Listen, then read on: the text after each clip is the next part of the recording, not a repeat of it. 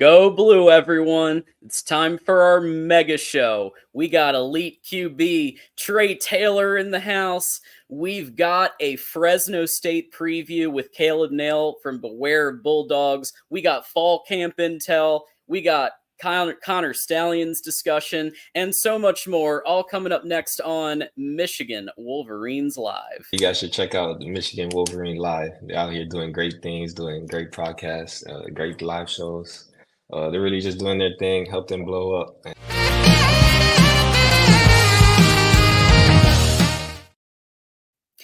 And that's right, folks. This is John Diadamo, and you can follow me at John Diadamo. Michigan Wolverines Live. Today is Tuesday, August 27th, 2024, and it's time for football. Is everybody ready for some football? Like actual discussion of games and stuff? Because it's coming. It's 163rd episode here, our mega show. My name's John Diadamo. Hit that like button. Share this out with a friend. And we are broadcasting on YouTube. We are also broadcasting on Twitch. We're broadcasting on Twitter, X, and we're on Spotify, Audible, Amazon, Apple Podcasts. So that comes out a day or two after. And of course, you got a comment or question, hit that super chat. Without further ado, I'm going to introduce my co-host and the host of our Thursday call-in show, TJ Ronin in the house. TJ, go Blue. What is up, John? Go Blue, Wolverine Nation. What is up? It is game week 1. Let's get it. We have a hell of a show today. We are packed. Everybody wants a longer show. You're going to get it today. I mean, we're talking 2+ hours, maybe more. We're definitely going to hit on all topics from fall camp to the interviews to the pre-games, pre-shows. Looking forward to it, John. I just can't wait to get to it, man. Absolutely. And before we bring Trae on, we just want to thank Detective Loki for gifting a Those Who Stay Will Be Champions membership. We appreciate that. I don't know who you gifted it to. I don't have that up, but I'm sure it's somebody great, and they get 33 days of Those Who Stay Will Be Champions. So there you go. Zach Spain received the membership. Shout out to Zach Spain. Welcome to Wolverines Nation at the Voice of College Football. And with all that said, I think it's time to bring on our special guest, elite 2027 quarterback recruit, who has been to Michigan. He likes Michigan, and considering Michigan in the lineup. We got Trae Taylor in the house. Trae, great to have you here, man. Welcome to Michigan Wolverines Live. Thank you for having me. I'm excited to talk a little bit about Michigan football. Heck yeah, man. Yeah, looking forward to it, Trae. All right, so before we actually jump into this, a question that I've been thinking about for a few days is how many times have you visited Michigan? We could be pushing that 20 range, maybe a little, maybe a little bit more. Yeah. I mean, whenever somebody asks me that question, I'm like, I just know each time it keeps going up. So. There we go. It might be around that 20 range if I were to take a guess, but just Definitely. No, a lot. Yeah, for sure, a lot. Definitely. Yeah, no. I was trying to. I actually tried counting. I got to about 15. I was like, all right, I don't even know. But yeah, great.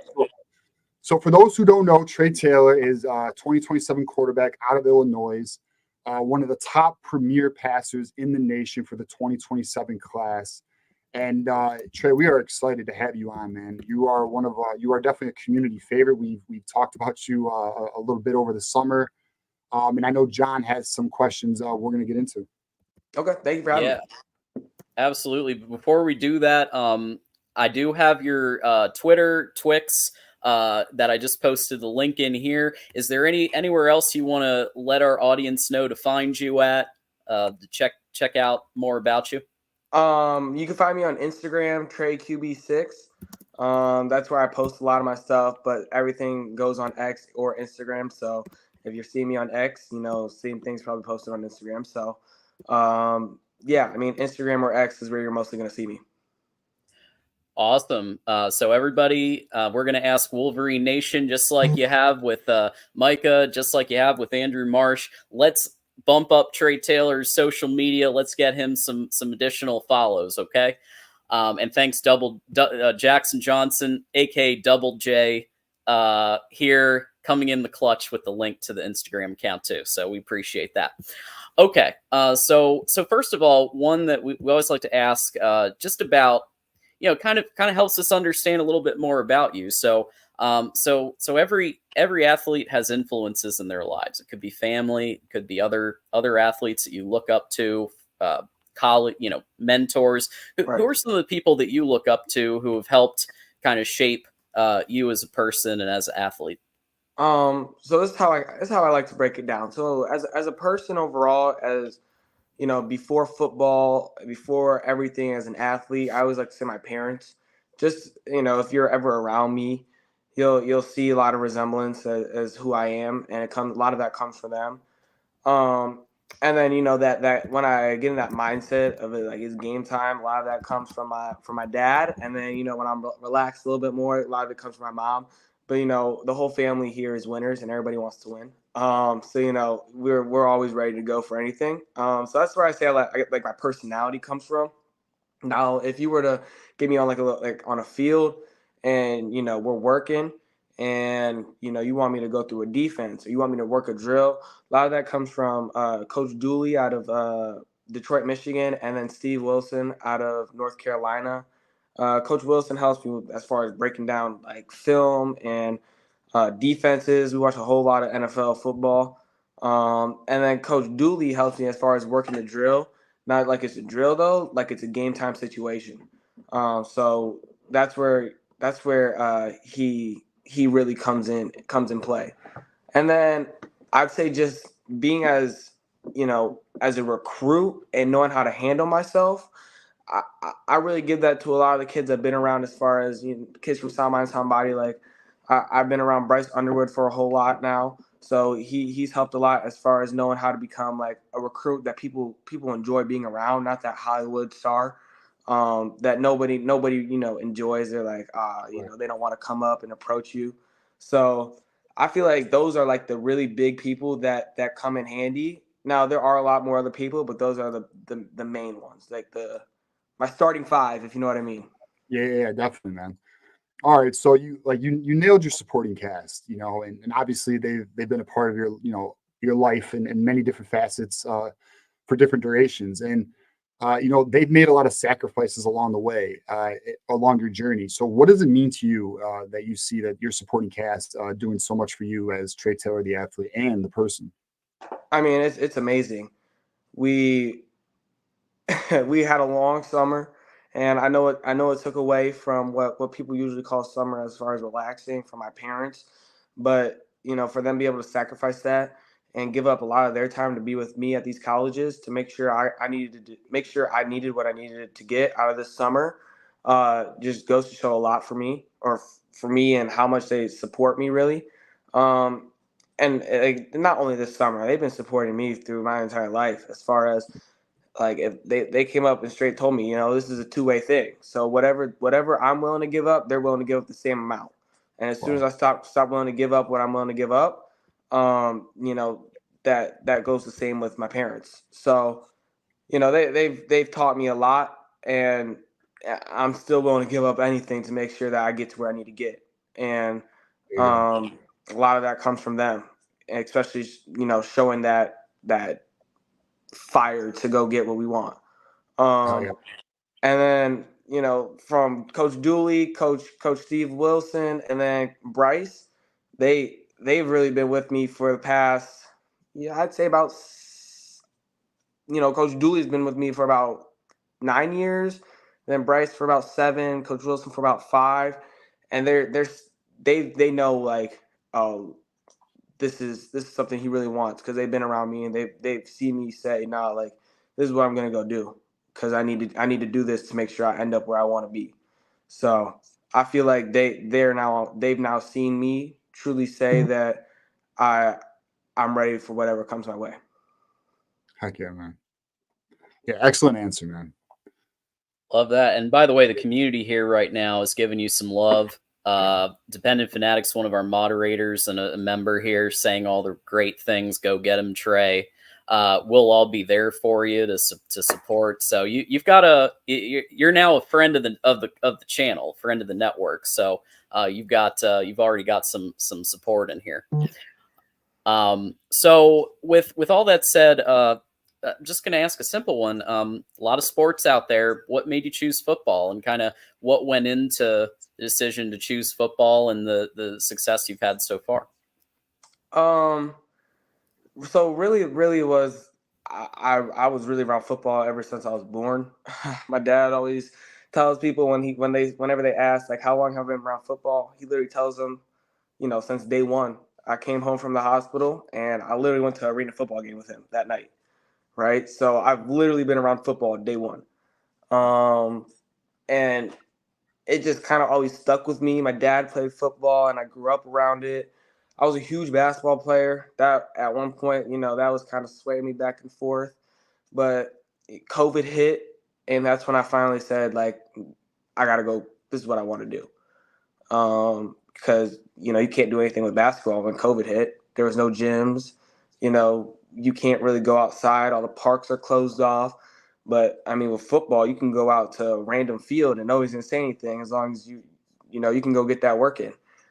Between breaks on my Zoom calls, I would go downstairs on my hardwood floor and work on drops in my socks. So it helps me keep my balance, right? So those are some of the little things that kind of made me say, like, this is what I really want to do. And, I finished off basketball for my last 2 years in middle school. And then I finally just said, nah, like, I need to really just lock in on football. And I feel like that's what kind of made me say, like, this is the sport I love, because I showed myself that I was willing to do whatever I needed to do to get what I wanted to get. Definitely. All right. Yeah, it's very interesting that COVID kind of, shaped your lane that you went down, but it was almost, a little bit of a blessing of disguise, I guess, because now you got to focus on, Right. after on now. It was kind of like it just like cleared everything up for me. It was more like pushed all the noise away and made it between those two sports. And then I chose from there. Yeah, that's epic, man. That's epic. Yeah. So, all right. So walk us through the recruiting process, Trae. Anything, that you're okay with sharing, what is it about Michigan that's sticking out to you over other schools? And what is it like so far in the process, being at 2027? With Michigan, I mean, like you said, you've counted 15 times I've been there, and each time I'm meeting somebody new. I'm doing something different. They know how to show the love for sure. And like whether it's players, coaches, I mean, it could be the equipment manager. Like somebody's always going out of their way to show like we want you here. So that's always a positive because, Michigan's been recruiting me for a very long time. They offered me going into my freshman year, so my 8th grade year. And they like that just goes to show they really believed in me because they weren't really throwing out many other quarterback offers around that age. Right. And then as far as the recruiting process, it was there was these moments where it was sped up and then it slowed down and then it sped up, right? So that was a little weird for me because obviously I'd never gone through it before, truly. But I enjoyed it. I'm kind of glad that it strung out, so I was able to, and it wasn't like a back-to-back-to-back thing with all of the offers and recruiting. So I was able to kind of already start to narrow down a little bit and really process the schools that have offered me and see what I like about them, see what I don't like. And obviously I know this recruiting process is still going on, but I mean, so far it's been amazing. And I'm glad it turned out the way it did, especially with it being the summer. And it gave me a little bit more time to process as opposed to being in the school year. And now I'm dealing with school, I'm in season, and I'm trying to not deal with, but, process what's happening. Right. Yeah. Yeah, it's got to be a lot to juggle, and I definitely everybody, because of everything, because we've talked to a couple of people in this situation, and like the juggling act is real, and right. So I have a lot of respect, for what you're doing, because thank you. Not a lot of time to chillax and party and everything. You're busy. Right. Yep. So we already kind of covered how many times you've been to Michigan, but what are you looking forward to on your next visit? So next time I go there for the Michigan-Texas game. Nice. So great game. Yeah. Good choice. Yeah. You know what? I'm interested to see. I'm really interested to see how they deal with a new team, because the games I've gone to in the past, I went to the Ohio State game. I've gone to I think I went to when they played Colorado. It was like UConn or something, right? So this is gonna be a game where now like it's early in their season. It's not their last game of the year, and I'm interested to see how they come out and deal with Texas, especially with them being such a highly ranked and anticipated opponent. Yeah, definitely. Yeah, that game's going to be just insane. So, going back to recruiting a little bit, what are some of the factors that are the most important to you when it comes to making a decision? I know you're at 2027, so it's very early in the process, but do you have some like key factors for you that you're looking for? Yeah, so my first thing is education and liking the school for the school.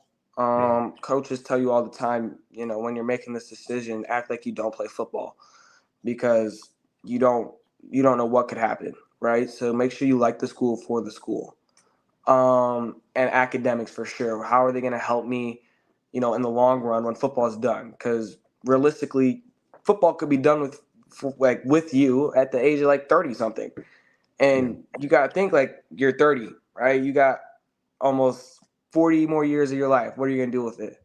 So for sure, you got to education. How is that education and degree going to help me? And then another thing is the offense. How is the offense suiting me? Is it something that I see myself in, but I don't see myself being successful in, or is it something that I'm like, oh yeah, I could work with this, or just making sure that it fits my personality. And then the last thing is who I'm surrounding myself with, right? So I want to make sure I surround myself with people not only that are good coaches, but also good teammates, and then also good people off the field and on the campus. Because I don't want to go somewhere that I go there and I'm like, oh, these are none of the people I wanted to be around. Like these are not the kids that I wanted to come here, and it's not the same feeling. And I feel like with this recruiting process, it's helping you see, you could have a 25 right now that's going to commit to a school that you might go to, and you can see how they're going to treat you, because I'll be a teammate with them, right? So I feel like seeing how that works out and seeing how they are going to interact with you is a good way to already start to process like that. Absolutely. Yeah, I mean, a little off script here, but like, are there some players you've gotten familiar with who are currently on the roster now that you are building a bond with?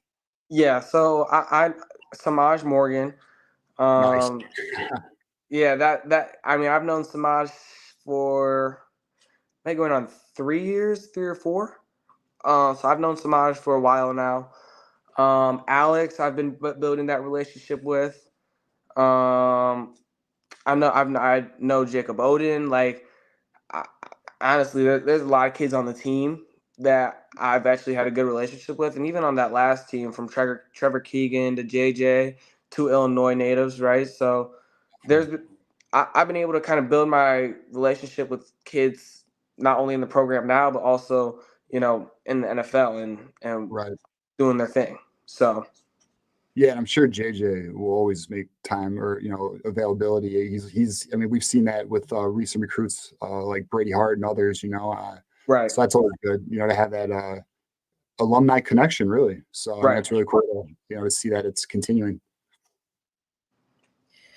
Yeah, and what I know about Michigan, both having gone there and graduated from there, and also what I've heard from just in general, just everybody's going to be so supportive, and it sounds like you've already got that started. So I expect that'll continue as you kind of go through this journey here, the next couple of years. So yes.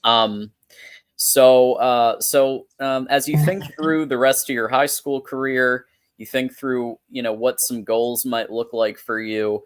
I mean, what are you hoping to achieve this upcoming? We got a season here coming up. So what are you hoping to achieve here as far as next steps, next goals for you? For team goals, state is like, that's the end all be all, It's a new team that we've had since 2020. So we're gonna have a lot of new faces. So we'll be interested to see how a new offense. So we'll be interested to see how defense is trying to attack us.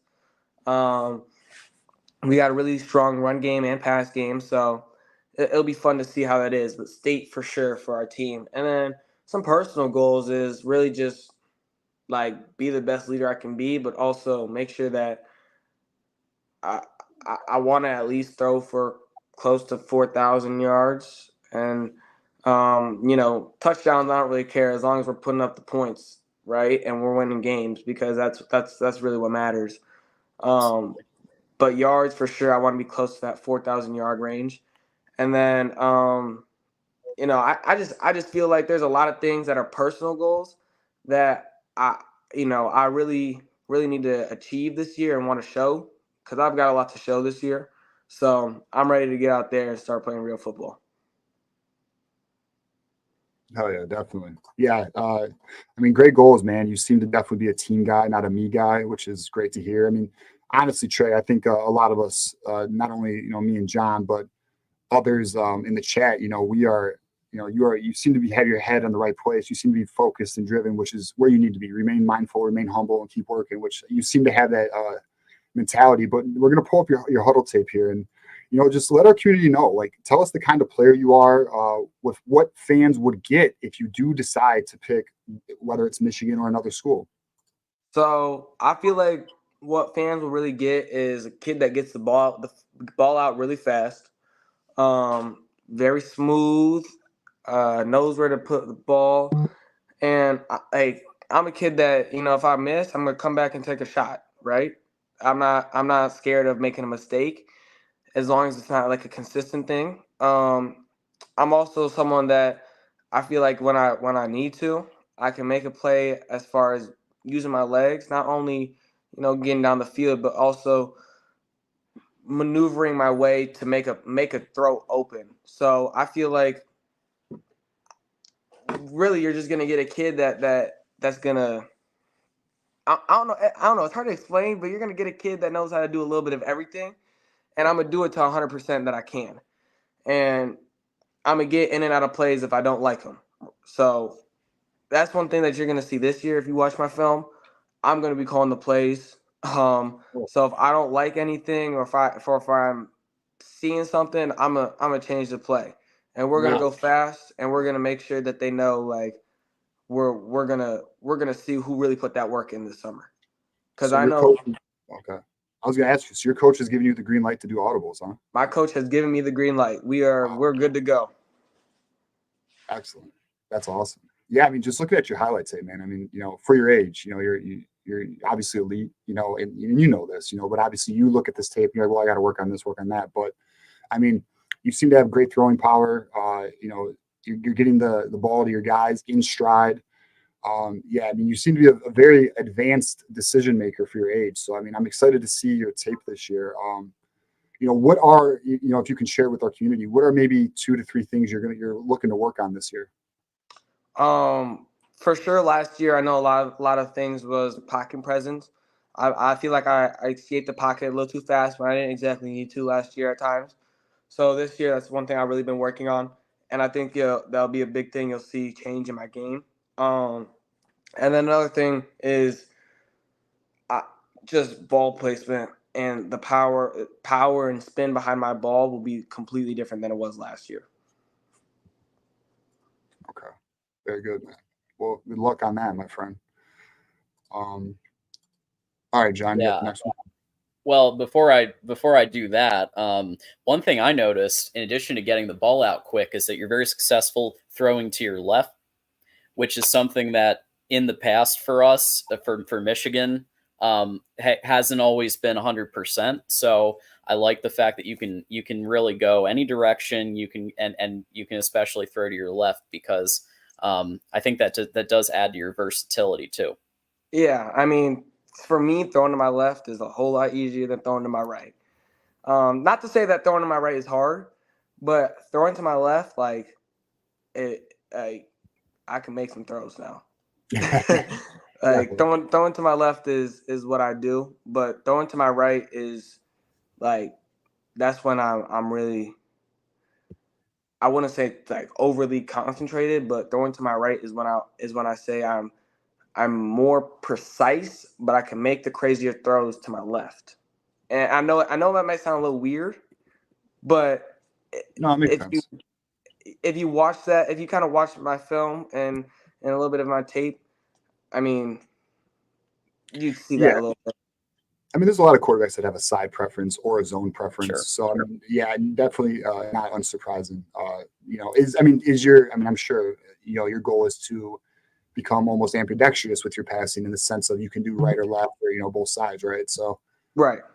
Yeah, definitely. Yeah. And I think that probably one of the reasons they gave you the green light on the audibles is exactly what Justin's saying here, who's one of our members. Justin, thanks for your membership. But Trae Taylor film looks like he can read the defense already. That shows me that he's ahead of the curve. So that's definitely true. I mean, a lot of times it's not just reading it in the moment. It's a lot of film work that goes behind that, watching huddle. So like we played this Friday. I've already kind of mastered what our opponent's going to do. And, protection wise and what we want to do. So a lot of it is just pre-work before we really get into the game. And then when I get into the game, if they want to throw a little curveball in there, I'll just read that and chop it up on them. So run or pass. Love it. So I know you mentioned a couple of the players, but in terms of the coaching staff at Michigan, I mean, who have you really, connected with from a coaching staff perspective? Coach Campbell, obviously one that I'm curious about since he's running the offense and the quarterback. But who on the coaching staff have you kind of formed a bond with already? So I obviously Coach Campbell, and Coach Synagoga. So those are the two I say I form the biggest bond with right now. I mean, there's a lot of coaches that also left that I was close with, unfortunately. So Coach Klink last year, I was really close with. He's the one that really got me into Michigan and started that recruiting process there. Coach Campbell and Coach Campbell and Coach Synagoga are the two right now that I'd say I have the biggest connection with. And I'm still building my connection with a lot of the other coaches, but it's now that rebuilding that relationship now because some of the coaches I've first time I've ever seen them was at that barbecue. So rebuilding a lot of that connection. Yeah, how was that barbecue, by the way? Like, what was your impressions of the barbecue at the Big House? The barbecue was amazing. It was I had Carter there with me. I'm sorry, Brady Hart. Dante Braun was there. So I was able to connect with them, get to go through their thought process a little bit. So that was really fun, and then get to hang out with them just as normal kids now. So it was good to get there and connect with other quarterbacks that are kind of like me. And then I was also able to see the campus for the first time, really.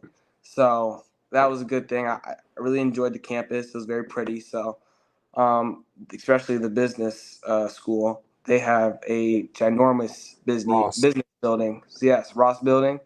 Yep. So the barbecue was amazing.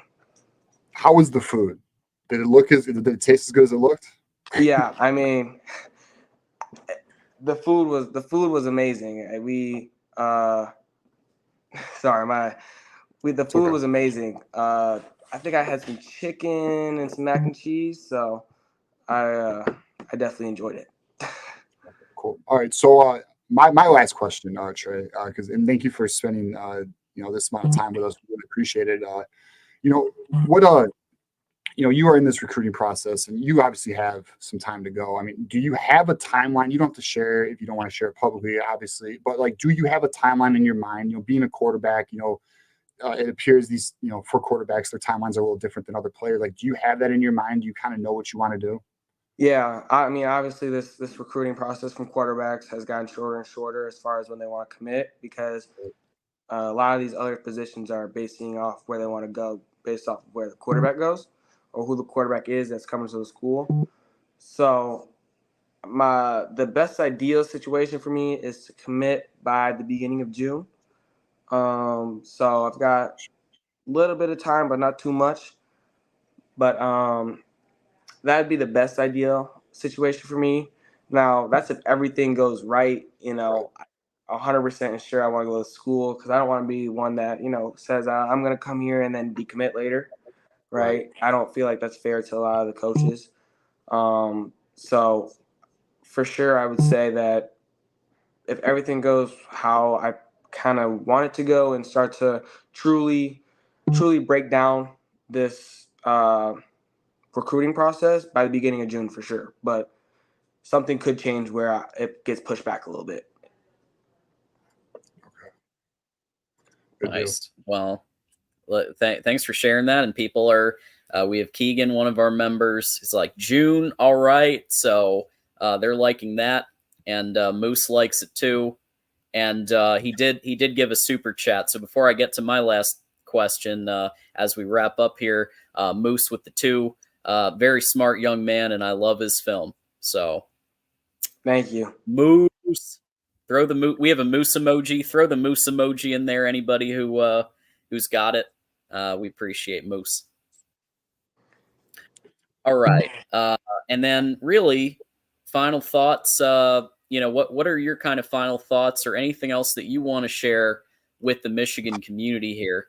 Because look, this is a community that's really tapped into recruiting a lot. Like, people really care about recruiting here.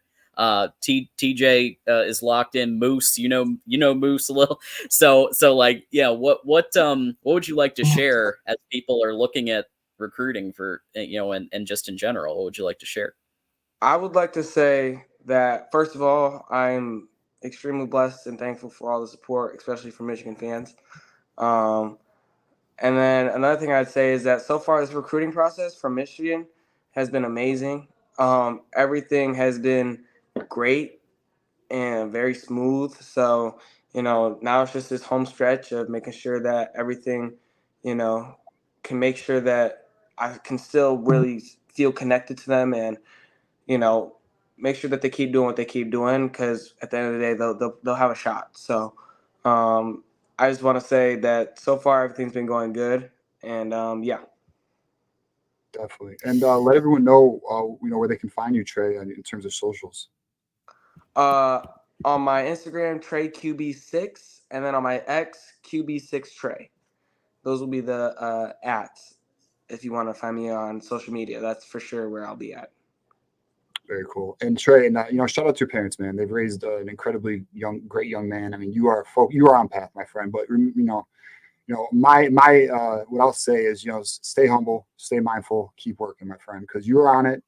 Keep climbing the mountain. We greatly appreciate you coming on our show. And John, any last thoughts before we let Trae go? Blue said it better than I could. Enjoy the process, take it all in, and you have an open invite. If you have a platform, you have something you want to share with us in the future or share with the community, let us know and bring you back. But I really appreciate your time, man. Thank you for having me on here, and go Blue. Yeah, go Blue, Trae. Thank you. Go Blue. All right. We got to go Blue out of him. So that's that. I think that might be a first. Yeah, without us going first, right? I mean, no, listen, excellent young man. I mean, I don't know about you, John, but I was impressed from the first question to the last. I mean, he is on path.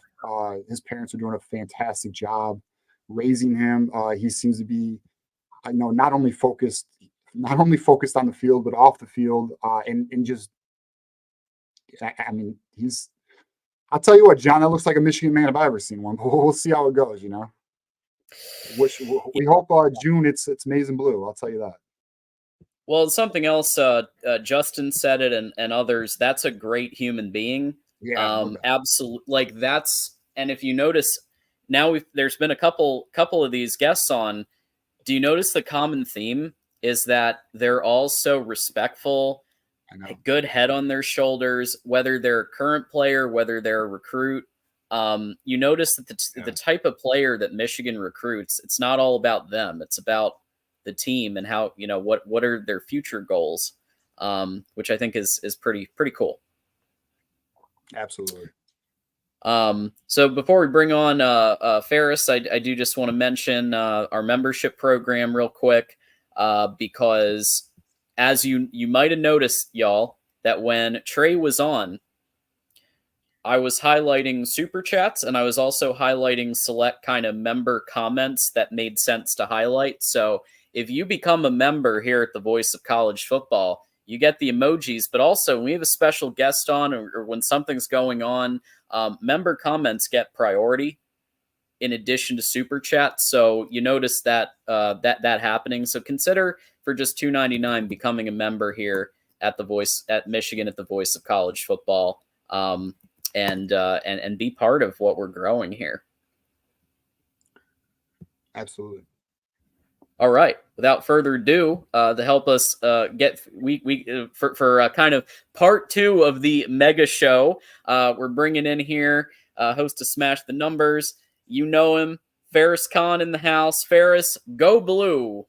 Go blue! What an interview! There it is. I gotta wear this as well for this special occasion, the super mega deluxe show with whipped cream, nuts, and a cherry. Really, yeah, love the T-shirt as well. Awesome. Definitely. Yeah, Trae is not only a great player on film, he is awesome. Interview. That was just a fantastic interview. Yeah, that was a good one. I mean, it's one of those he made that. I mean, he was just excellent. So shout out to him. Hopefully we can have him on again. I mean, I feel like we probably will. I mean, he's just very receptive. So great kid. But on to our Kenneth Grant OSU chase down tracker, John and Ferris. We have a 590 gap right now. We are making ground. We are out of the 600s. We are now into the 5s.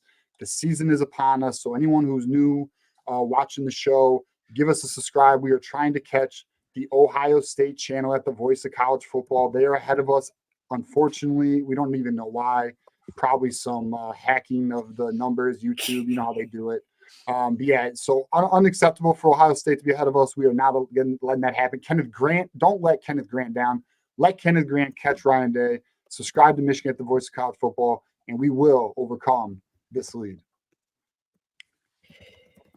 Yeah, it's like I like the fact that we're back on the right track, and it actually went down 10 because I revised it last time for last night's rant show / dress rehearsal, and it was at 600. So thanks to you and the community for dropping it another to get it down to the 590 range, and we're inching closer to being able to say we beat Ohio State. Not just on the football field the last 3 years, but also here at the Voice of College Football.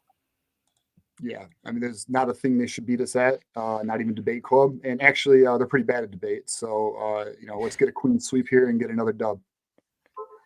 Absolutely. And guess what, folks? Got another gifted membership, this time from Tom Bouchard. So we appreciate Tom for gifting somebody a membership there.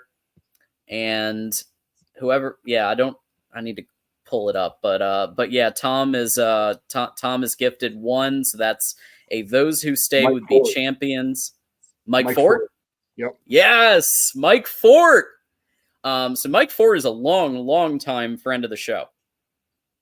So long, and he's a mod, and he's been around, and we're actually we're friends on social and everything. So he deserves this one. Okay. So this guy has been there for us. So thank you. And you got your 33 days of those who stay will be champions membership. Okay. So I promised everybody last night we were gonna knock out all of this shit talking and everything about Stallions and NCAA, and we're talking ball. We'll talk a little documentary at the very, very end, but we're talking ball today. And there's some major updates from both a position perspective and also in general for the fall, with Fresno State just 4 days away. If I did my math right there, 4 days away Four from sleeps, the first game and then we're there of the season. So I've got some position battles queued up and ready to go, but any other kind of high level fall updates before we get to quarterback that you wanted to share? Yeah, I mean, I'm going to just run through it, John. We can touch on any topics you have, but the reason why is we have essentially what we have, John, is fall camp is done. The season is upon us. We are here, Ferris. We could talk football. Ferris has been, for those who don't know, Ferris has been just dying to talk. He's so done with all this other stuff behind us these past few weeks. He is ready for football. If you guys saw our text messages, you'd be like, all right, Ferris, we're here, baby. We made it. But all right, so let's get it going because we have it. We have fall camp wrap up. We have conclusions, and I also have I don't want to say predictions because I'm going to state them as facts into week one that we're going to give you. We're going to tell you who's going to start where and what's going on. We're going to start with Orji. Orji has maintained the lead throughout camp. He's been very consistent every week of fall camp. He's had a couple dips all fall camp, but mainly consistent and progressing. His decision making's improved. His progressions have improved. And Sharon Moore may not say it, but I will. He is QB1, and he will be starting Saturday against Fresno. Now, there are some concerns in the community where they're like, well, Sharon hasn't said anything yet. You know, what does that mean? Listen, you don't show your hand. You know, there's no need. You play chess. Orji's going to start. He's going to be number one starting quarterback Saturday. If Fresno sees this, so be it. Take it. But I don't think it's a surprise to them either. Shout out to Orji for earning it, doing what he needed to do this camp, and becoming QB1. Now, what I don't know is if Davis Warren will see second half action. I don't know that. But what I do know is Orji's the man, and it's his team to run. So we will see what goes there. So exciting, extremely exciting. And then to continue on, John, we have another position battle that is really, we had this 2 weeks ago. We had the Evan Link news was creeping. There was some word Evan Link was creeping into the right tackle battle. And well, can I hit on real quick? Can I just give my comments on the quarterback? So I'm going to say two things. I'm going to say, number one, before we take our victory lap on this, I do want to say one thing about Davis Warren. We should. Because I was wrong about Davis Warren, and I'm going to eat that, okay? Because I said, I don't know, 6-7 months ago, I thought he was going to be bottom of the barrel. You know, Denegal might even be ahead. I was so wrong. Davis Warren killed it at spring ball. He put on a clinic at spring ball, and he made this extremely difficult. And by the way, he's still going to play. He's not going to be maybe the starter, but he's probably going to play the fourth quarter against Fresno State. Knock on wood that game goes the way that we hope for him to play the fourth quarter. But I think he's going to see actual playing time because he's got an arm, and there could be packages. I know that they're not going to do like the Cade JJ thing, but there could be a package with like a deep route concept or something. Campbell's pretty good at those, where he's utilized in packages. He's not out of this completely in terms of, at least being like a 1B or a 2, QB2 and utilized in packages. So look out for some Davis Warren, but Alex Orji is going to take that first snap. And if you've been following Michigan Wolverines live, Alex Orji's been our guy, in terms of who we thought was going to be. So keep it tuned to Michigan Wolverines live. All right, I'll jump in here for a second and first ask both of you: do you think Davis Warren? How many teams would he start at in the Big Ten? Do you think he's better than Cade? I don't know. It's too hard to know because we haven't seen him play live action, right? I mean, but all indications out of camp are he's had a hell of a camp. He's played actually really well. Like, this isn't Alex Orji earning the QB1 position because Davis Warren, like, nobody stepped up. No, Davis Warren played well. We had that for you all fall camp too. We've had those updates, and it's true all the way to the end. Davis Ward played good ball. So that's the thing too, like Michigan Nation, like Alex Orji has won the job, but Davis Warren, it's not because he wasn't good. Okay, like that's what you can like really rest your hat on. So I don't know, Ferris. It's a fair question. I mean, my very first video for this channel was on this topic: potential of a 2-quarterback system, and I said it could work if the players are super smart and they know the nuances of each quarterback. I still think it's going to be Orji, but I am not going to discount the idea that Sharon Moore might have. It's hard to tell if he's bluffing or not. With this. So I've told you, multiple shows in a row that I believe Alex Orji can complete a forward pass. So I still believe that it's going to be him, but that did come across in a way that I wasn't expecting. The way that he sort of definitively said that there isn't a QB1 named yet, because part of this is you have to get the O-line comfortable and all that kind of stuff. So yeah, I'm a little surprised with that. We'll talk about it later. We might talk about it later, but with Fresno State, it also points me to the idea that maybe if there is a pseudo competition in this game, but with the idea that it's going to be Orji, then maybe they're not going to be as conservative as we think. Some people think they are in the Fresno State game, because they'll literally be competing with each other. So we'll see. Yeah, we will see. Yeah, I mean, we will see. I don't know. We'll definitely talk about that later in the show, what our expectations are. Absolutely. Let's go to before we go to Justin's super chat actually leads right into center and right tackle. So first of all, Detective Loki, thank you for gifting Ferris, not this Ferris, but Ferris with an E, with 30 days of Those Who Stay Will Be Champions membership. Thank you to that. Loki's been our one of our biggest gifters in terms of Oprah. He's been Oprah lately. Yeah, he's been our Oprah.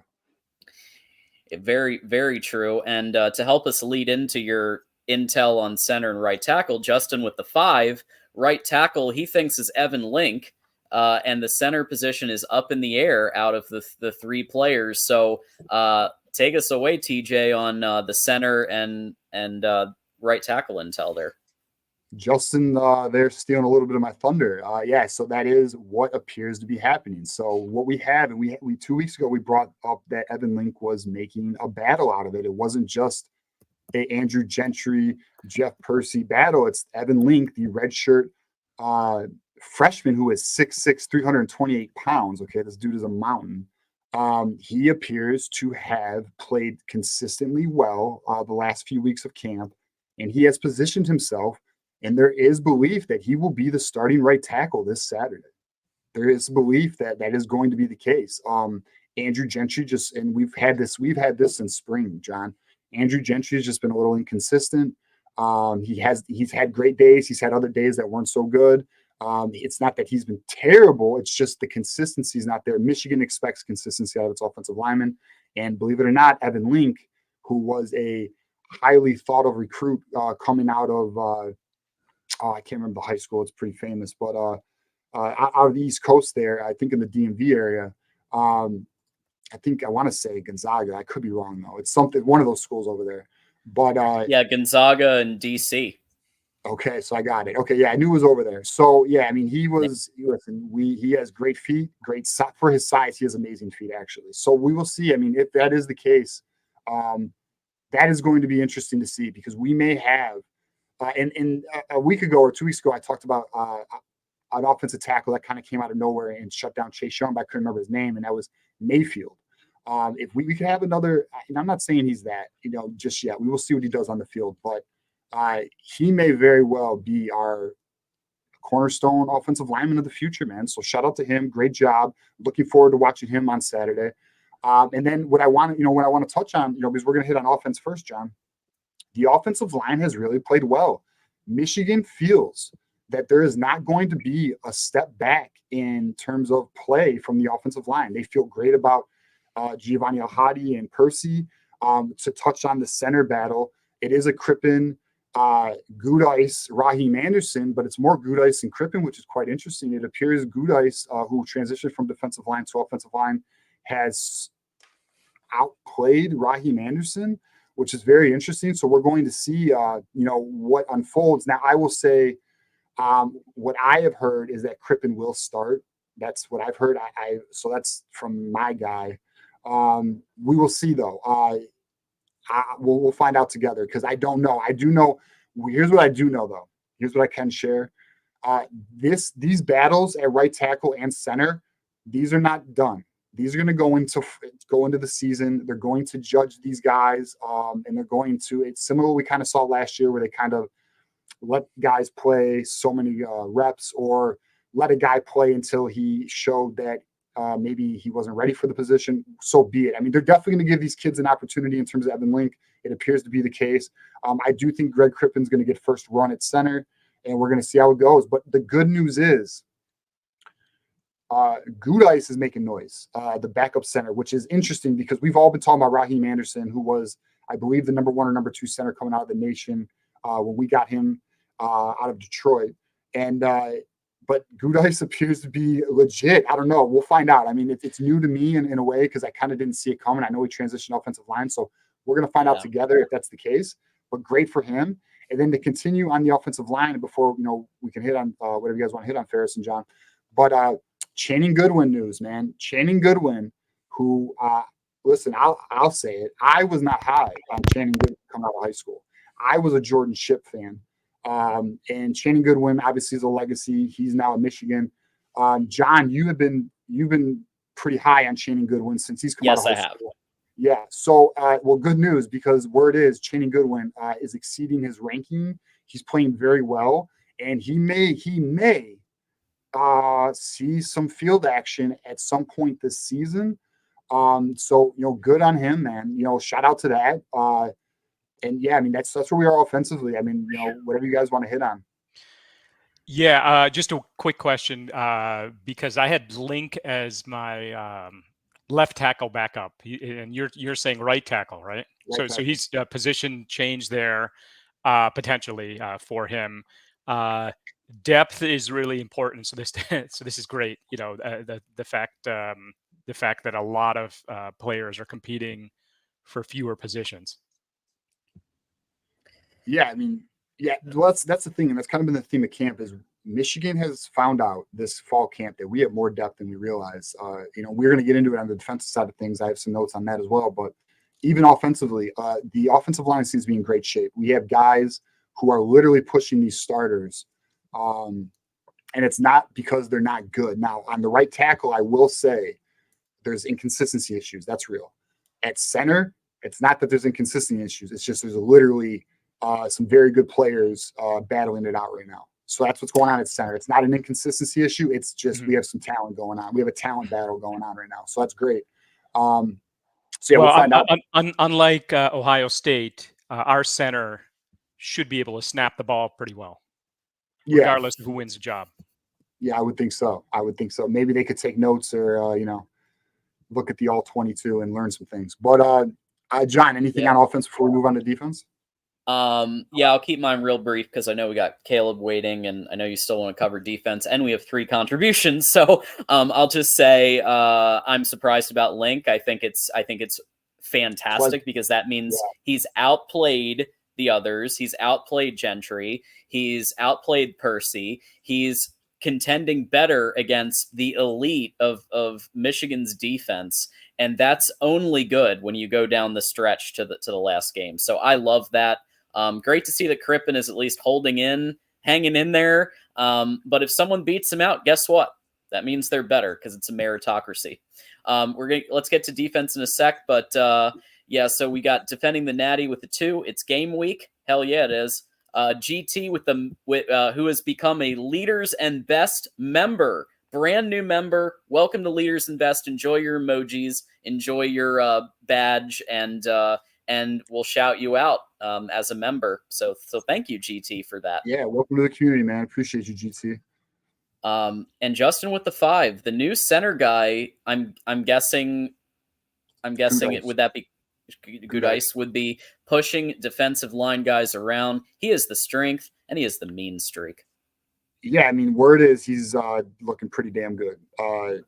Quick feet, which is interesting because defensively, he was maybe on the slower side, but an offensive lineman, he might just be right? So, I mean, obviously, if the intel is true out of Ann Arbor, it does appear to be true, though. I mean, it's not some like this. It's legitimate. So there's definitely some smoke to this Gudice stuff.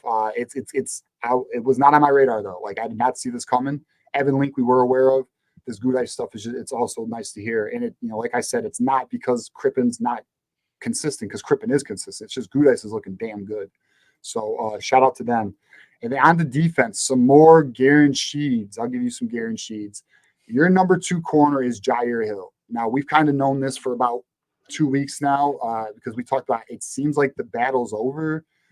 It's over. Jair Hill is your cornerback 2, which is huge because he essentially won this. And again, this is one of those where it's not an inconsistency play. Amir Hall is actually pretty damn good.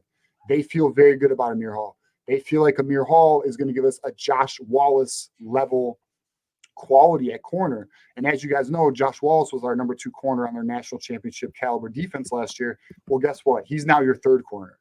So, so Jair Hill has taken the torch for CB2 to play opposite of Will Johnson.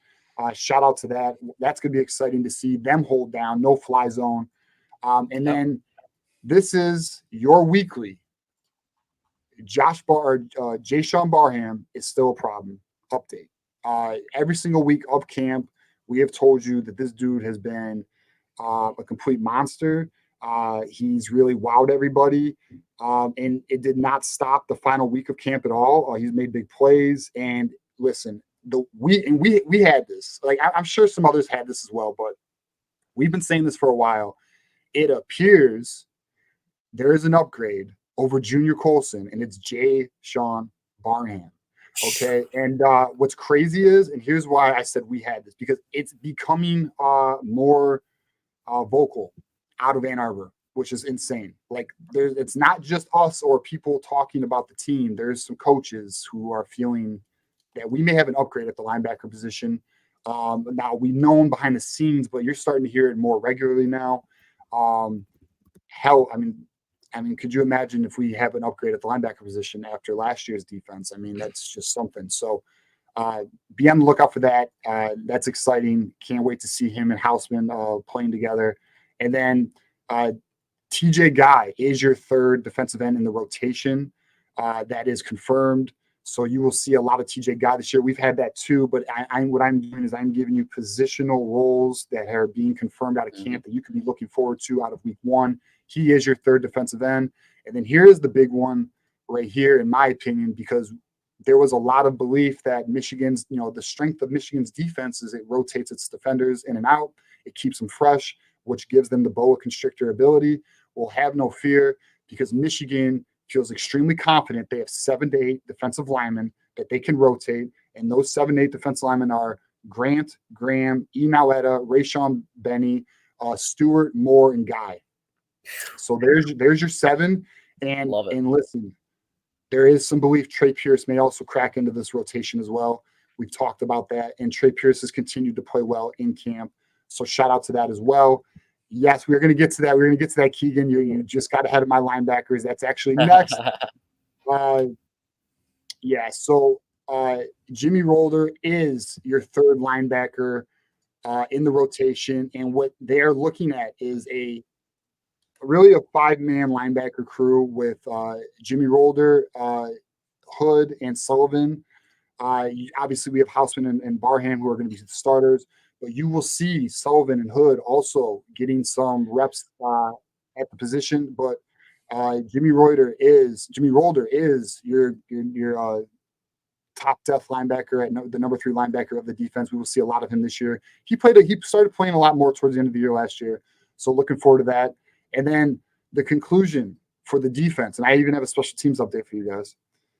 This defense will be elite again. This season is going to be pretty damn good. We're all looking forward to it. We knew going into spring it would be. Fall camp has only confirmed it. The boys have stepped up. The boys have gotten better. They have developed, and we are 4 days away from week 1. And I have your special teams update. Before I give the special teams update, do you guys have anything on defense, or do you want me to hit this last point?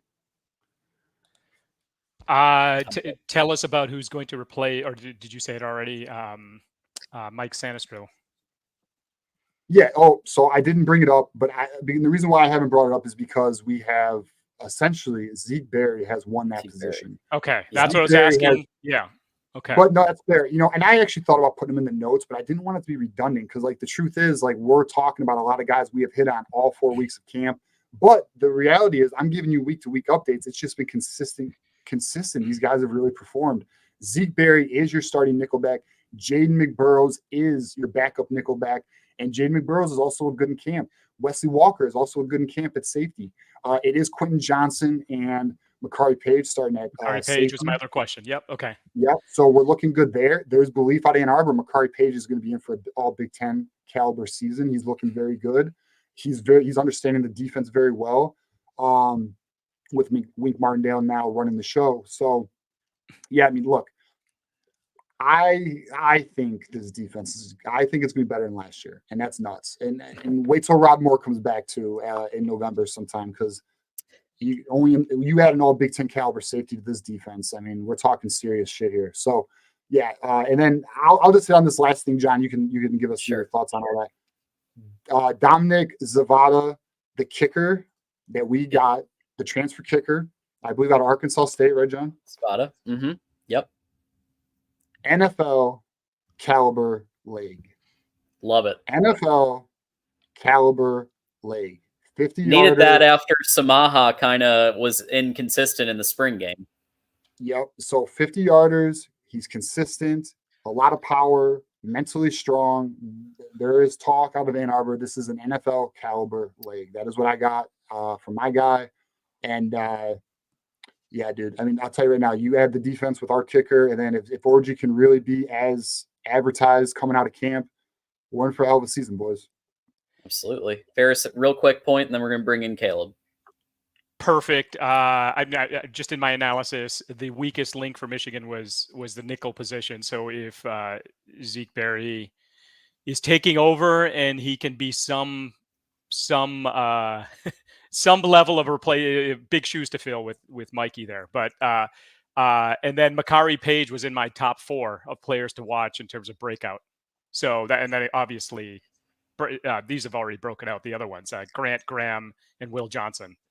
Yeah. So yeah. They might do a thing or two, for sure. All right. So Caleb's been very patient. We really appreciate that. Okay. Oh, sorry. Real quick, $1.99. Yep. Sorry, you're watching the Netflix Connor Stallions documentary. Yep. We understand, man. It's acceptable. No worries, Rufus. Thanks for joining the show, though. Love it.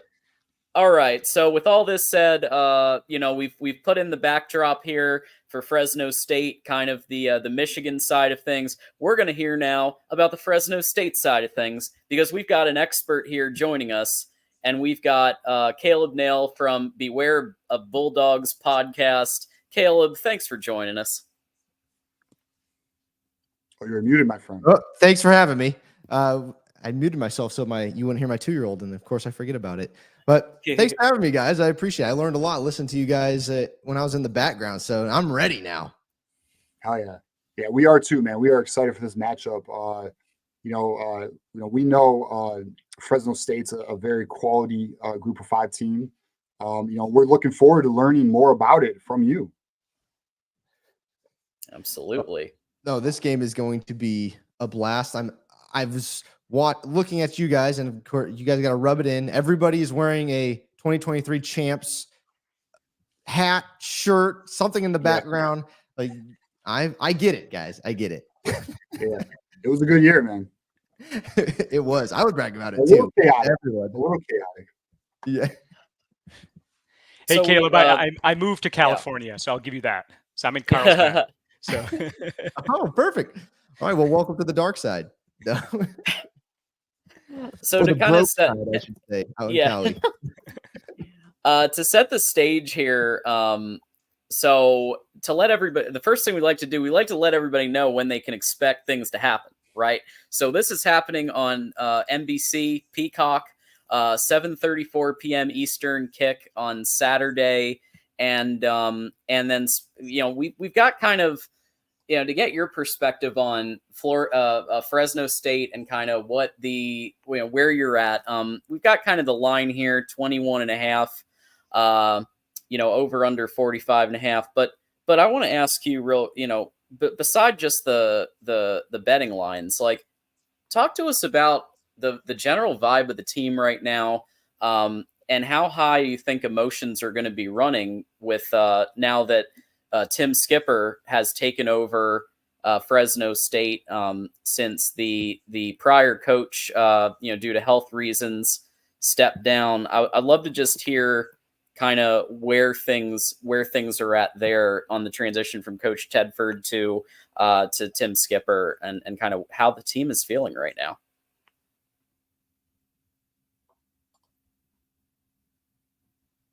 Can you hear me?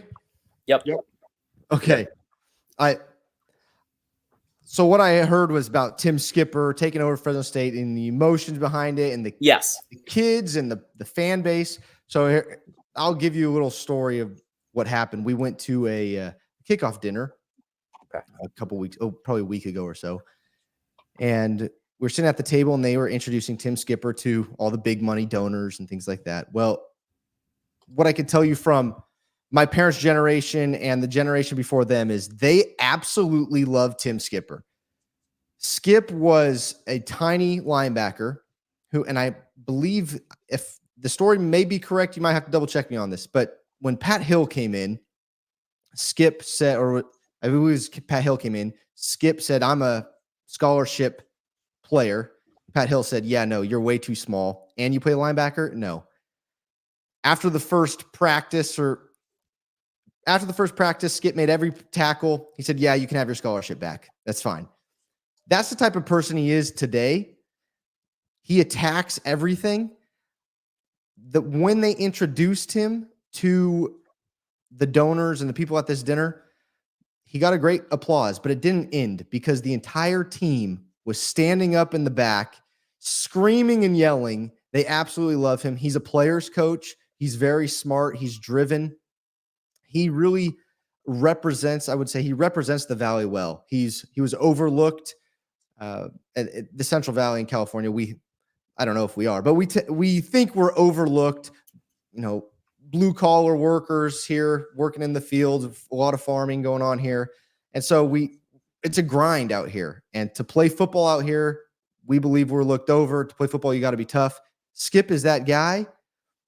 He was raised that way. He played that way, and our players appreciate that, and they understand that he gets it to be in their shoes. And so the fan base, the kids, the players absolutely love him. We're really excited for Skip. And by the way, I should mention, he played there. He coached there with Pat Hill. Then he left. He did his own thing. But then he came back and he coached under Tedford. And he's been here. So nothing really is changing. A lot of people are looking past Fresno State because, we have a new coach. Well, everything is really the same. Same OC, same DC, same special teams. The only thing new is a tight end coach, I believe. And that's not going to make the biggest difference. The culture is still the same. Everything is the same. So everyone is really excited. It just came out this I don't know if you would call it off season, but we had the most giving ever to Fresno State athletics. So people are fired up for Fresno State football 1 and athletics 2, the rest of athletics. So we're really excited. Did you guys lose any players in the transfer after the coach switch? We did not. Nice. Yeah, I was on the lookout for that, and I didn't see anyone. So that's a testament to the culture there. Yeah, there were rumors of players being offered, but I can't say that if that's true or not, but there's rumors of that. Of course, we all know what's going on. But yeah, they all stayed. They all love Skip, and these guys are brothers. They love each other, and just being able to talk to these players, it's a special group. It just so happens we have to start with the defending national champs. Yeah. Tough first game. I mean, Caleb, one thing that you said that stuck out at me, and then I'll let Ferris give any points. But one thing you said that stuck out at me is that the culture, the general program is staying the same. And while it's very different circumstances to Michigan, I mean, Sharon Moore being selected as the head coach after being the OC, the O-line coach, and kind of going up through the program meant, again, the same thing. Like the culture of Michigan was not drastically changed. More coaches obviously left for the Chargers and for the Seahawks in our situation, but I see what you're saying, Caleb, from the perspective of keeping the culture intact. That's important, and I'm glad you guys have been able to do that. Yeah, and speaking about culture there, Caleb, Fresno State doesn't seem to get intimidated, in a lot of games. So, do you think that's due to the culture? Do you think they're able to punch above their weight class? Hopefully, you're still there, Caleb. Yes, I'm here. I can hear you. Okay. Yeah, no, grit is the word that comes to mind and that we use a lot. I think people talk about the Pat Hill days when he was coach here, but it really started when Sweeney was coach here. And we had guys all over the field, NFL talent. Should be Hall of Famers, NFL Hall of Famers, Henry Ellard, guys like that. They punch way above their weight class. I think it came out today, 8 players made 53-man rosters in the NFL, former Fresno State players, and maybe more than that. So, this is a special place for sports. It's a special place for football. And this team, year in and year out, other than when I was in college, was competing for conference championships. And that is the expectation in Fresno. We're not only going to compete for conference championships, but when we go play the USCs, the UCLAs, the Michigans of the world, or last year, Purdue, you're going to get our best punch. And it's up to you if you want to bounce back. So, and I think that's just the culture that they have established since Coach Sweeney, and Tim Skipper's only going to continue that culture. Because he was part of it. He is a Fresno State Bulldog. I had one other question, and that was, are you looking forward to your offense against our defense, or your defense against our offense? I'll say from our perspective, I'm excited to see our offense play against your defense, but I'm just curious on your end. Go ahead. I would agree with you. Just because of the question at quarterback for you guys, if you want to say the question or not, we said yes last night. Orji's going to be the guy. Yeah. So, so we're talking Orji, and then you have your tight end Loveland and Donovan Edwards. We're really excited to watch those guys. But I think the most overlooked team in the Mountain West, and the side of the ball that's overlooked the most, is Fresno State defense. I think we had a 5-star high school recruit from USC, Corey Foreman, transfer. He's our edge rusher. Devo Bridges is returning. We have good interior defensive linemen. Our linebacker core is very deep this year and very experienced. I would say we have the 2 best corners in the Mountain West. Cam Lockridge is coming back from injury. He was out last year. And so, I'm a little biased. We had him on the pod. Great kid. By the way, Ken Griffey, he's related to Ken Griffey Jr. I believe he's his nephew. Nice. But freak athlete, and then 2 returning safeties. So our defense should be good. It shouldn't be overlooked. Now, the biggest question mark, if you really want to know if the biggest question mark for Fresno State is our offensive line. And that's what's terrifying, is your D-line is deep and very good. Now, I'm just hoping that we do something that Georgia Tech did and could do some pre-snap motion. I would say Michigan's defensive line is better.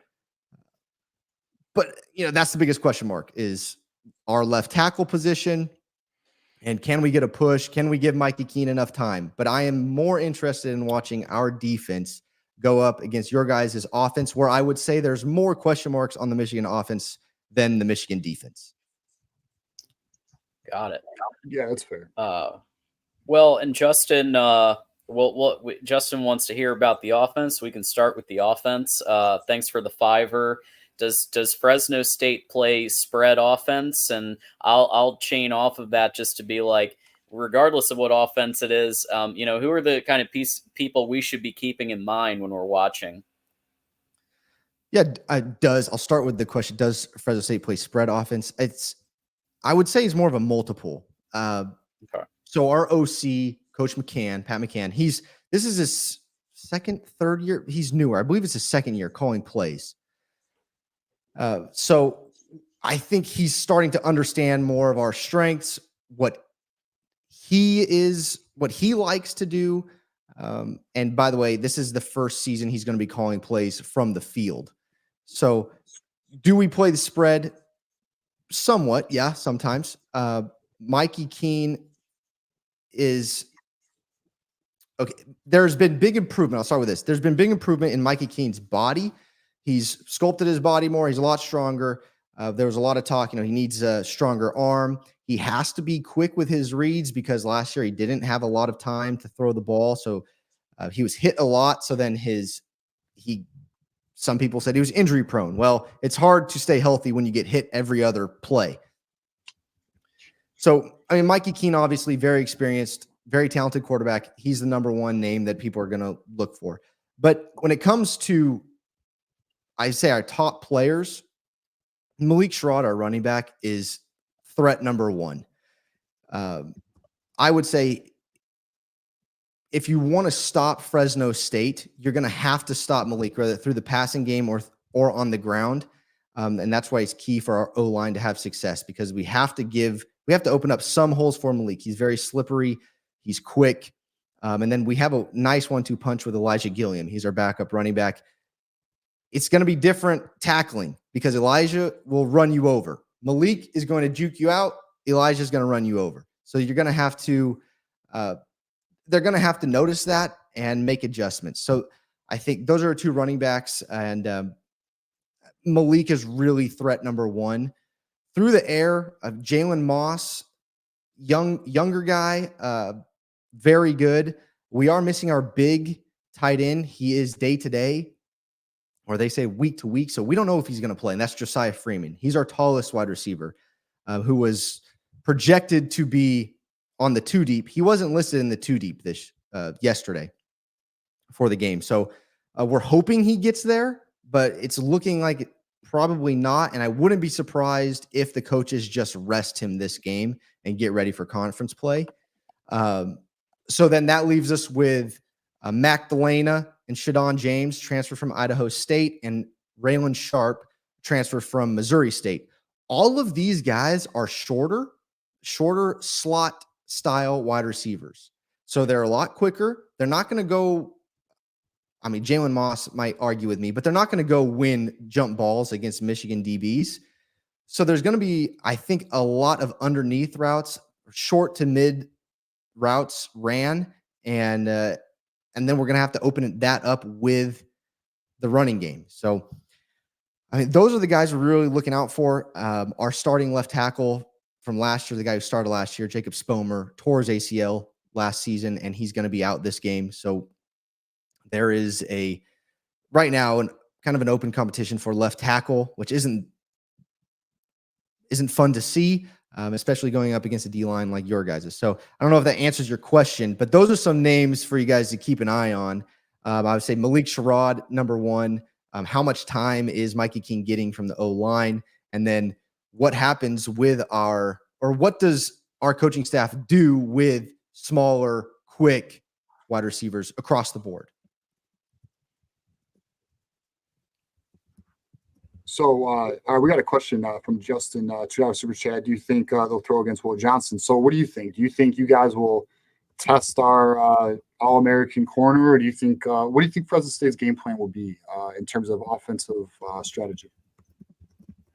I think it's going to have to be play action. Yeah.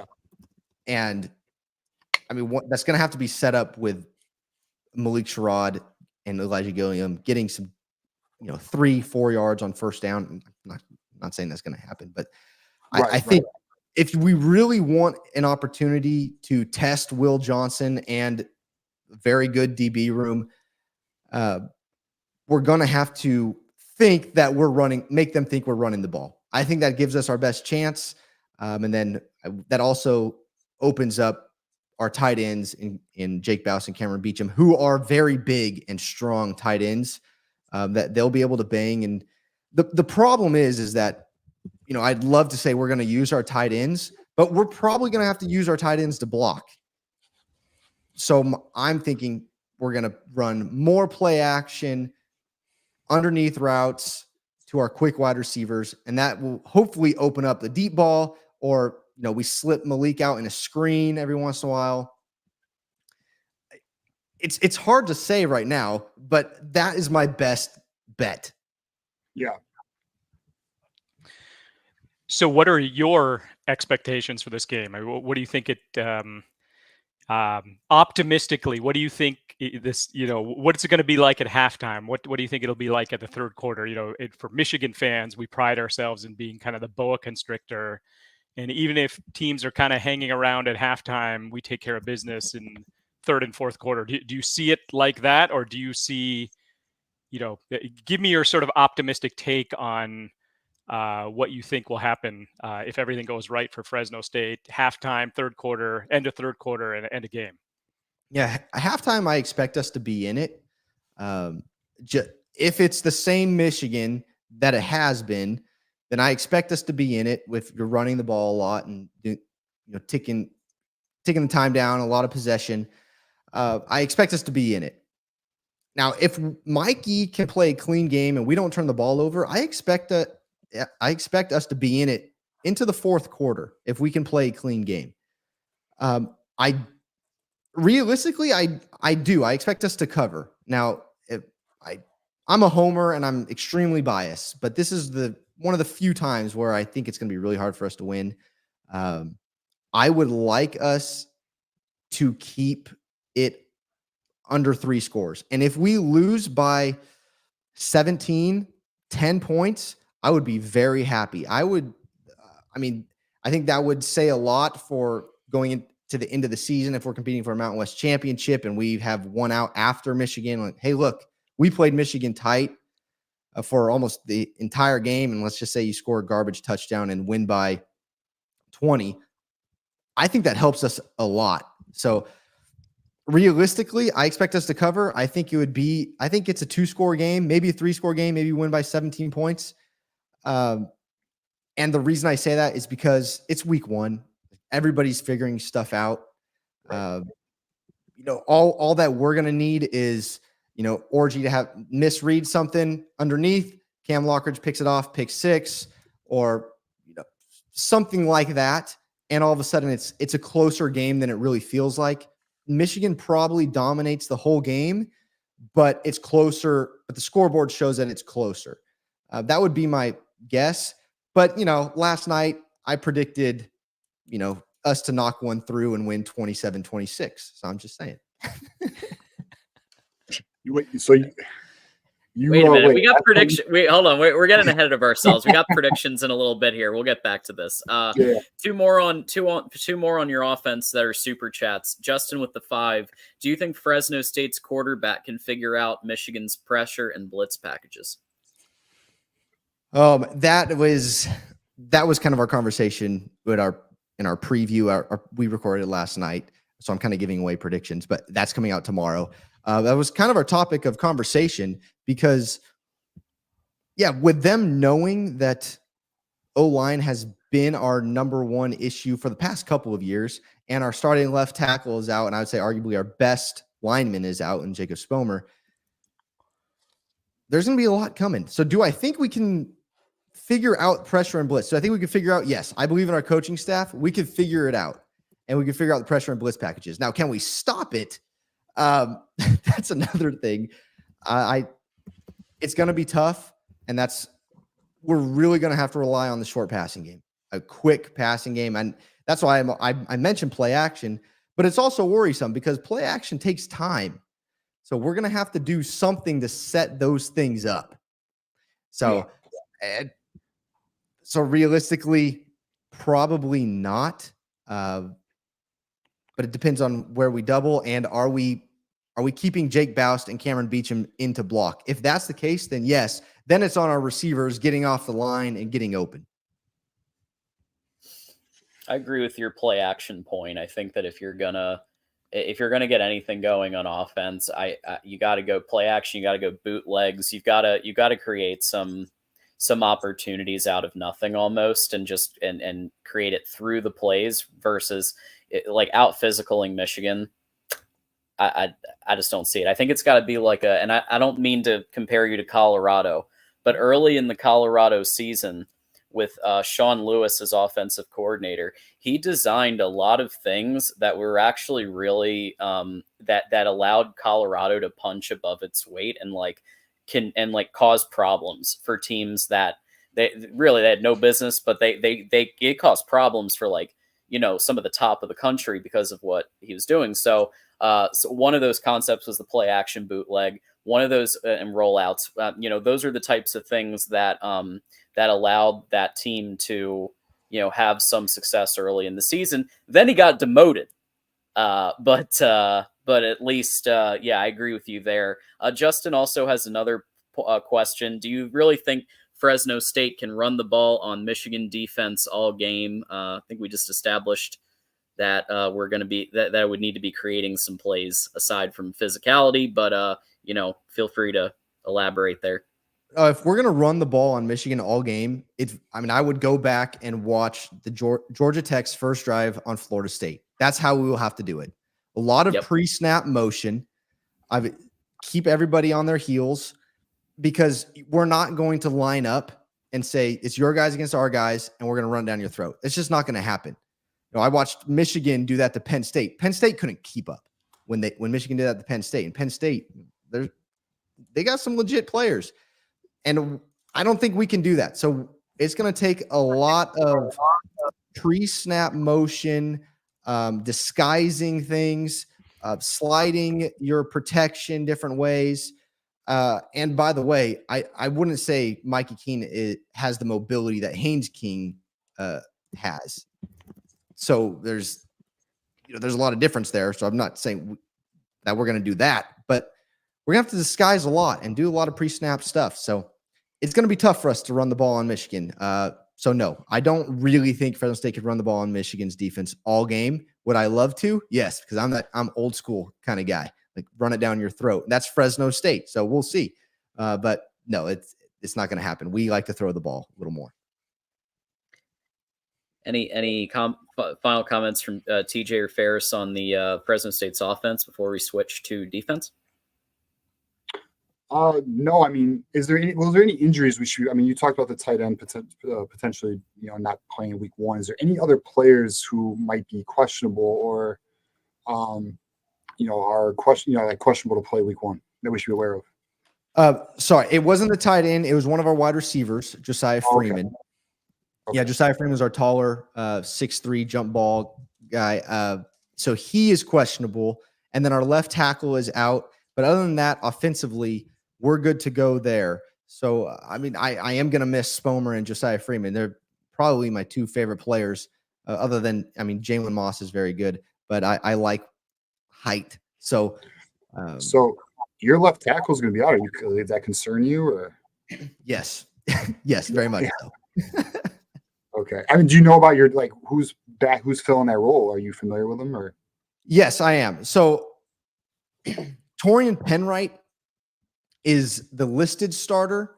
And then we had a transfer come in, not last year, but 2 years ago, Kingsley Ugwu from Kansas State. So on the 2 deep, it is listed as Torian Penwright or Kingsley Ugwu. So I don't even think our coaches know who's going to start. They put or.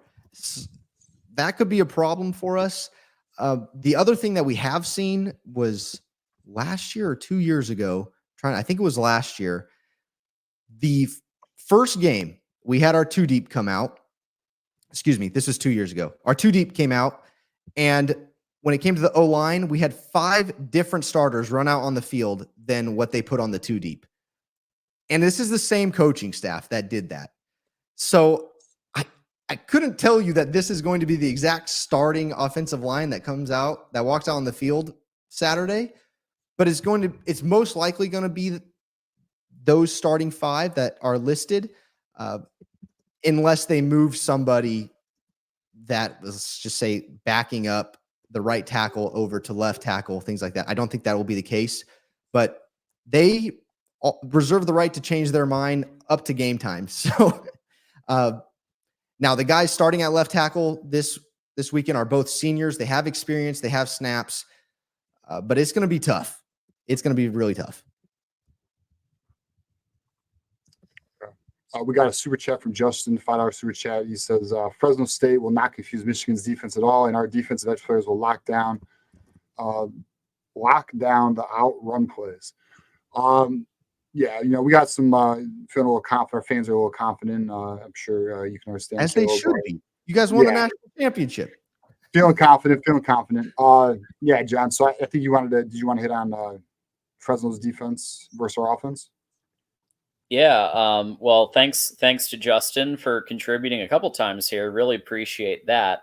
But yeah, so here's the thing. I don't know if you were here when we were talking about the fact that so I think the conventional wisdom was going to be going into this season that Michigan's defense was just going to be so dominant that Michigan's offense in practice wasn't going to be able to really contend as much. Defense would win. I thought defense would win like every time that they played.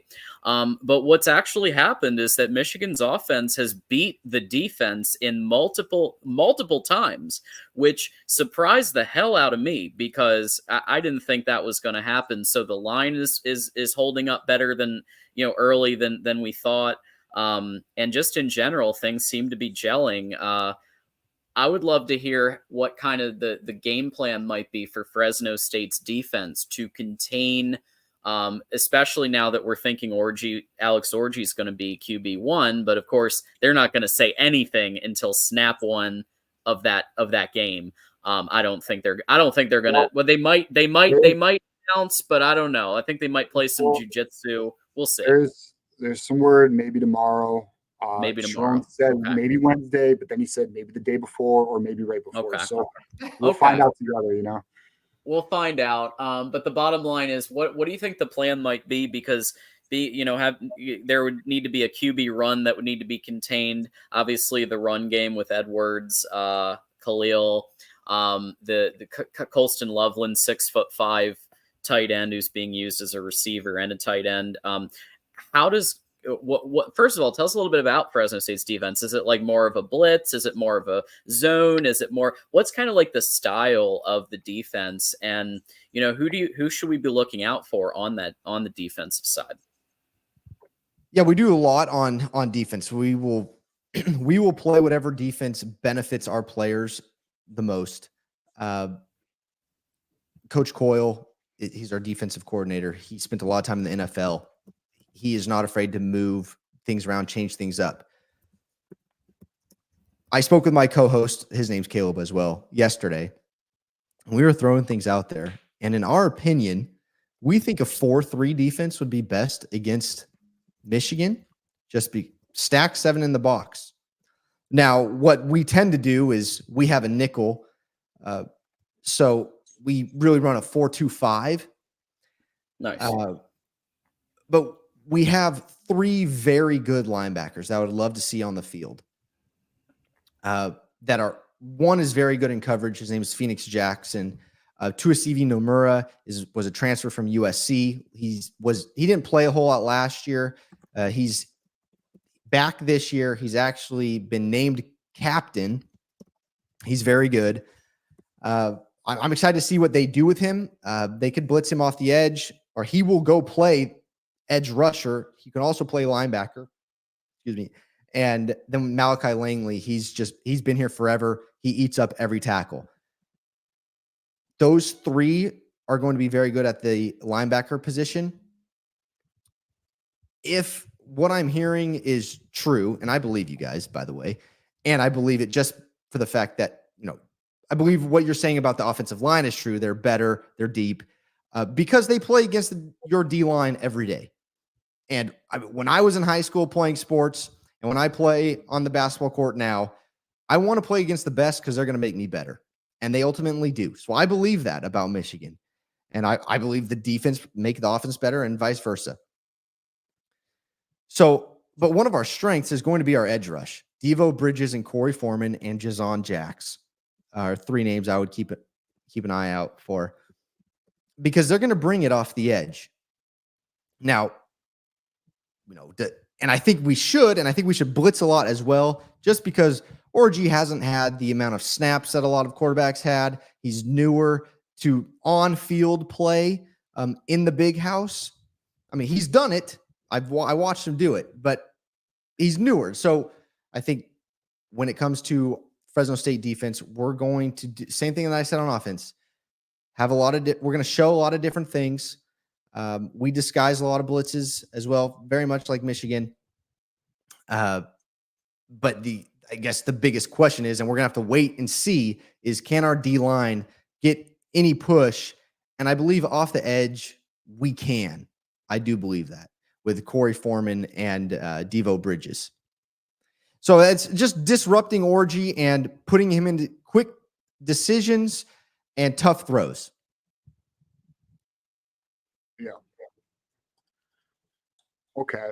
All right. So then what about your DBs? You've talked about essentially your kind of, your linebacker core front seven a little bit. DBs, I mean, do you think, Michigan actually has this is where we do a question marks. You kind of brought this up earlier. Our offense has more question marks than defense. But we do have playmakers like Colson Loveland, and we do have a player by the name of Samaj Morgan who played a lot as a true freshman last year. Tyler Morris is our alpha wide receiver. What do you think you guys have the capabilities on the back end to at least make the game competitive from that standpoint? I do. Cam Lockridge is very good. Alzillian Hamilton got better as the season went on last year because Cam was out last year, so Alzillian got to play a lot and got the experience. So with both of them back and being healthy, I feel confident in our corners. But they need to be able to communicate with our safeties and our linebackers. Is the communication there? I don't know. What I always say is that DBs and safety really, football teams should really take marriage communication classes because they need to know how to communicate. So do we know how to communicate? I don't know. I couldn't tell you that now. Dean Clark at safety, he's a returner. Cameron Braca starting at safety, he's a returner. These guys hit really hard. Now, if you have a speedster, and we're in zone, you may be able to outrun us. So there's the question mark there. I think, if we can man up on the edge and stack the box, I believe in Cam Lockridge and Alzillian Hamilton to be able to play with those guys. And then now the question is, can we keep up with Loveland? Can our linebackers keep up with Loveland? I'll tell you Sunday morning because I don't know. I haven't seen it yet. Because Phoenix is quick enough, yes, but he's a little smaller. And then Malachi, he's big enough, but I don't know if he's quick enough. I couldn't tell you yet, so we'll find out. But I really like our DB room. At nickel, we do have a new starter. It's a transfer. It's RJ Regan from Oregon State, I believe. He's a younger kid, junior. And he beat out our returner and Justin Houston. He's been injured. He's been battling injuries, but he's a long, lanky player, very athletic, and he beat him out. So I haven't seen Regan play, so I couldn't tell you how he's going to match up because he's most likely, being the nickelback, he's going to guard the slot. So we'll see. That's a question mark for us on defense because we just haven't seen him play. We hear good things about him. He beat out the guy that has been there, but we haven't seen him play. So what's going to happen in the slot is a good question mark. But I would, Dean Clark and Cameron Braca at safety are going to come downhill quick and hit really hard. That I can guarantee. Okay. Nice. All right, John, did you want to get into predict or keys of the game? let's go keys to the game. What does Fresno State need to do? I think you mentioned there was a last-second field goal that might win the game here for Fresno State, or was that a different game? But if that were the case, I mean, what would Fresno State, beyond a last-second kick, like what would they need to do to secure this win? I think typical football speak here, but we have to be clean. We cannot turn over the ball. If we give you guys extra possessions, it's over. So we cannot turn over the ball, and especially games like this, no turnovers is one. Two, we have to give Mikey enough time to throw, because if Mikey's getting crushed all game, I mean it's natural for a quarterback to. I don't want to say be scared, but he's going to second guess himself every time he drops back. So we have to protect Mikey, and that is really something that's going to have to be all year. So, and once again, that is a clean pocket helps us not turn over the ball. So those are my main two on the offensive side. Defensively, we have to force turnovers. I mean, Cam Lockridge and Alzillian Hamilton have to be, how do I want to say it? They have to be consistent. They have to be, they have to be in communication with everyone, and then we can't get beat over the top. That's the last, because I think it's going to be really easy for a defense to fall into the trap of run over the top. We can't fall into that trap. So we can't get beat deep. We have to stay consistent, and I think we just have to wrap up and tackle. I think with Donovan Edwards and your fifth-year running back who's coming in behind him, I mean, he's fifth year. He's been working out for a long time. I'm sure he's strong and he knows exactly what to do. So, but we have to be able to wrap up. At first contact, we have to take him down. No, nothing after that. So, I'm not breaking any news here, but we have to turnovers. We got to tackle. I don't want to get beat over the top, because I think it would be really easy for Michigan to do that after running the ball 8 times in a row. And then offensively, when you play a team that's better than you, you can't turn over the ball. We have to at least win the position battle, as in the field position battle.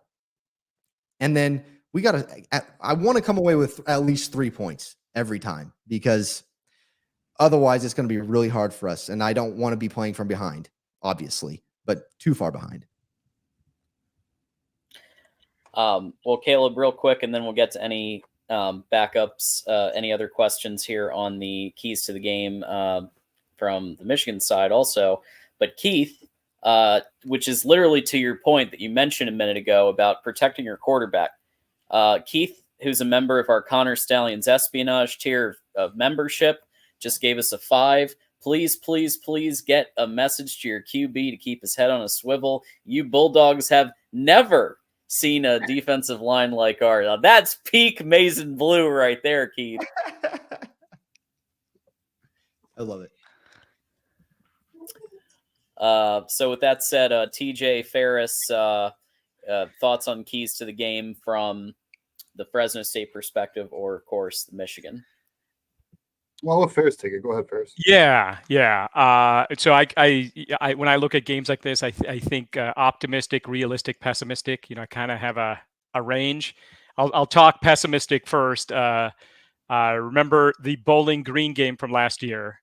That game was 14-6 at halftime.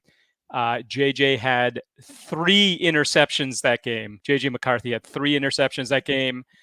He only had. Do either of you know how many interceptions he had for the whole year? He had 3 interceptions that game. He had 4 for the whole year. He only gave up 1 interception for the whole rest of the year. So that was kind of the worst case scenario. It was 14-6 at halftime. Michigan did pull away. Fresno State's a better team than Bowling Green, though. So that would be the scenario where it is, fourth quarter and we're not feeling that great about Michigan. And, maybe it's feeling like that Maryland game or something like that from last year.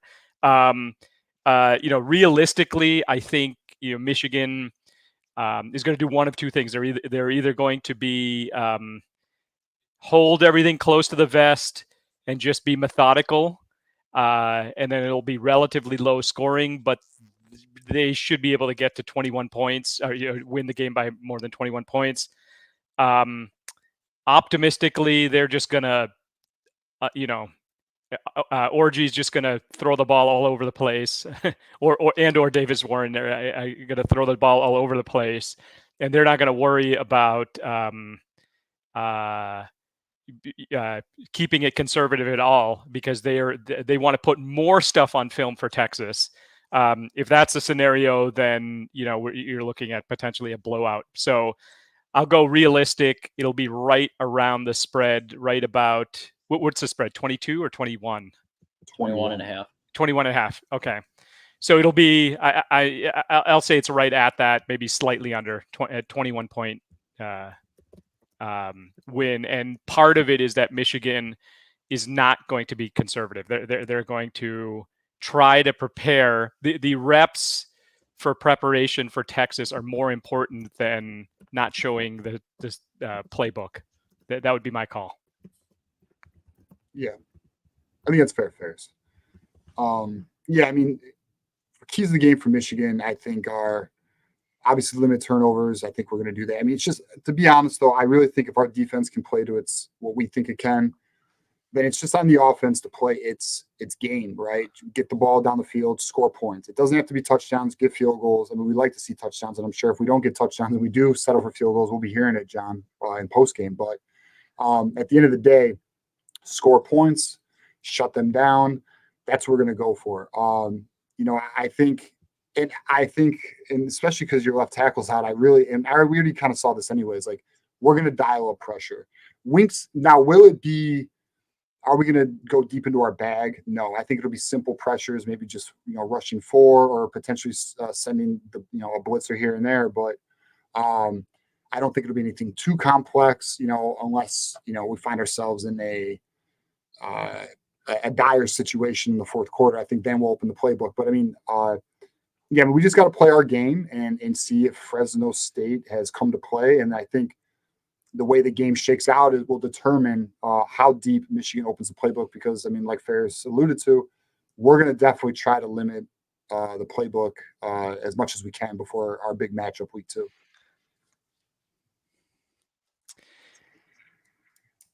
Yeah, and I believe this $2 chat is due to my comments with Caleb. You may want to look at our comments, because we drifted.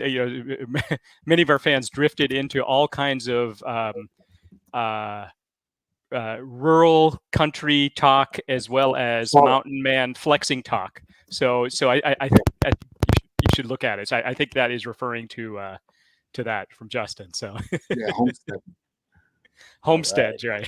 Yep.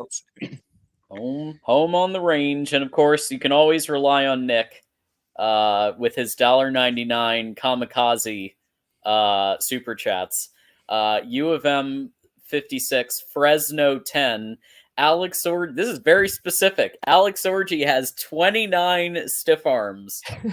So Nick is just putting that out into the universe. Not 28, not 30, 29. So okay. Multiple stiff arms on in several plays is what I would guess, right? So I think so. All right, so let's go around the horn. It's prediction time, folks. Here at the Michigan Football, the voice of college football. And we will start with our special guest, of course. Special guest goes first. So what do you think is going to happen in this? And who you got? What do you think the score is going to be? All right. So do I think Michigan is going to win? Yes. Okay. Unfortunately, I would love my Bulldogs to go 17-0 national champs, but and I will pick that, by the way, if we go that far. I will pick them to win every game. And that's why I picked 27-26, because I don't pick them to lose. But realistically, and I prefaced my prediction on my preview with this. I do think the Dogs play it tight.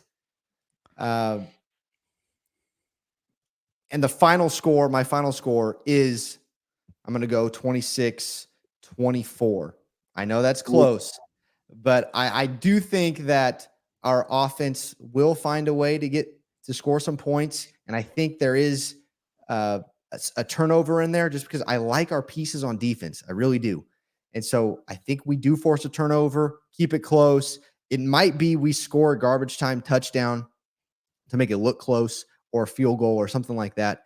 But I think it's going to be closer than a lot of people expect. If it's not 26-24, it's not that close, I think we do cover and lose by around 17. So give me a really close game, or we do cover and lose by like two scores, 14, 17 points. Okay. Nice. All right. So I'll give my prediction. So I am predicting a 38-13 victory. I think they may get a touchdown.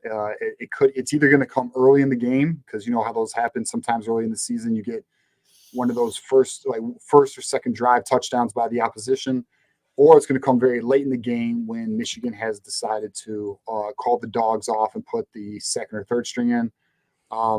And the reason why I have it at 38 is because I do think Michigan's offensive line is going to be able to handle the trenches and drive and just, handle the game. Now, I will say this, though. Fresno State is a respectable opponent in terms of, being a group of five opponent, and very well could be a little closer than that. I personally do not feel it to be too close, but, we'll find out on Saturday. I think it will be. I think it'll be close to that spread, though. I do. All right.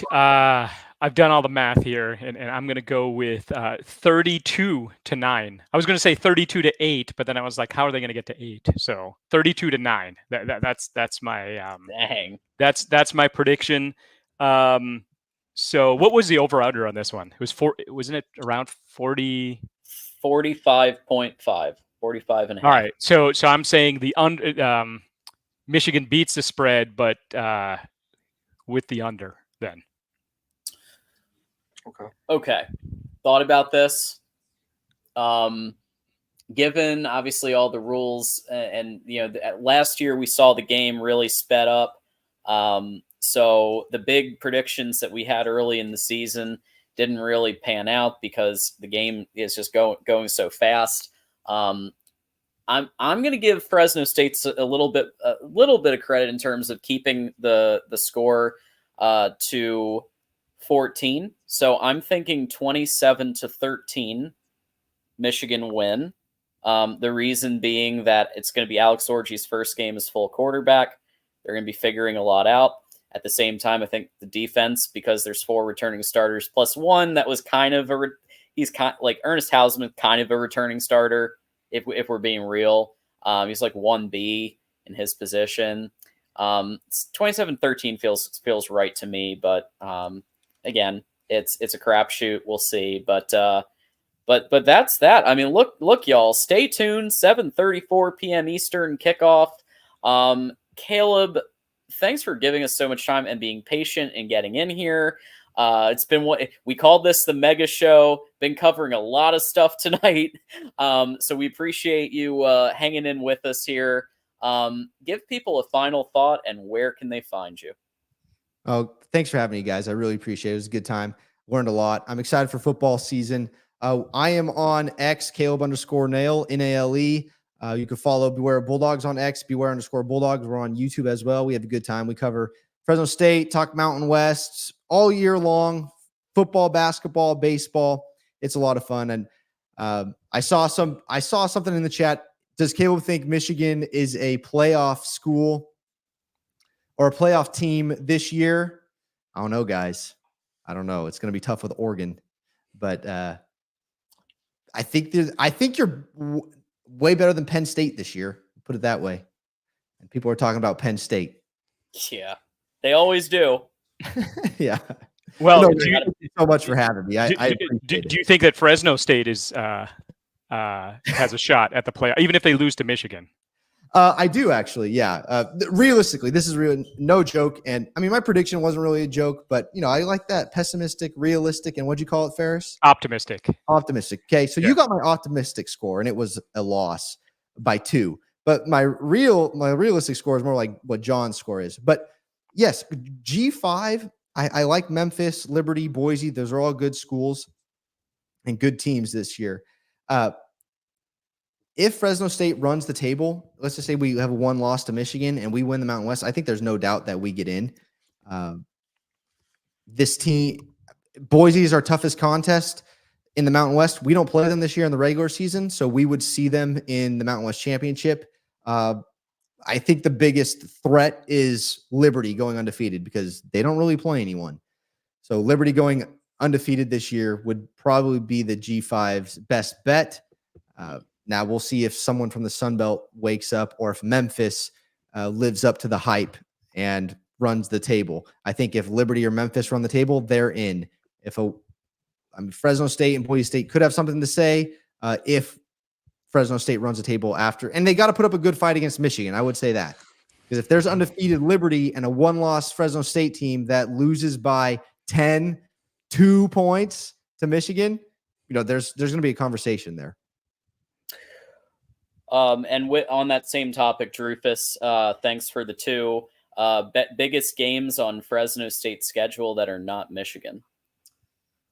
I would say, UNLV is probably the first one. And then I would say Colorado State. I think Colorado State's being overlooked this year. They're a pretty good quarterback, and actually a local kid from Fresno, Torrey Horton, is a wide receiver over there. They're very good. And then I would say Air Force as well. They don't return a whole lot of production, but we know those academies, like those kids have been there forever. They know what's going on. They're big and strong. And then we play them late in the season in Colorado Springs. So if it's snowing in Colorado Springs against a team that runs a triple option and runs the ball all the time, I would be a little bit worried. So those are probably, and then we go to the Rose Bowl and play UCLA, but that's our last game of the season. They're going to be beat up after their first year in the Big Ten.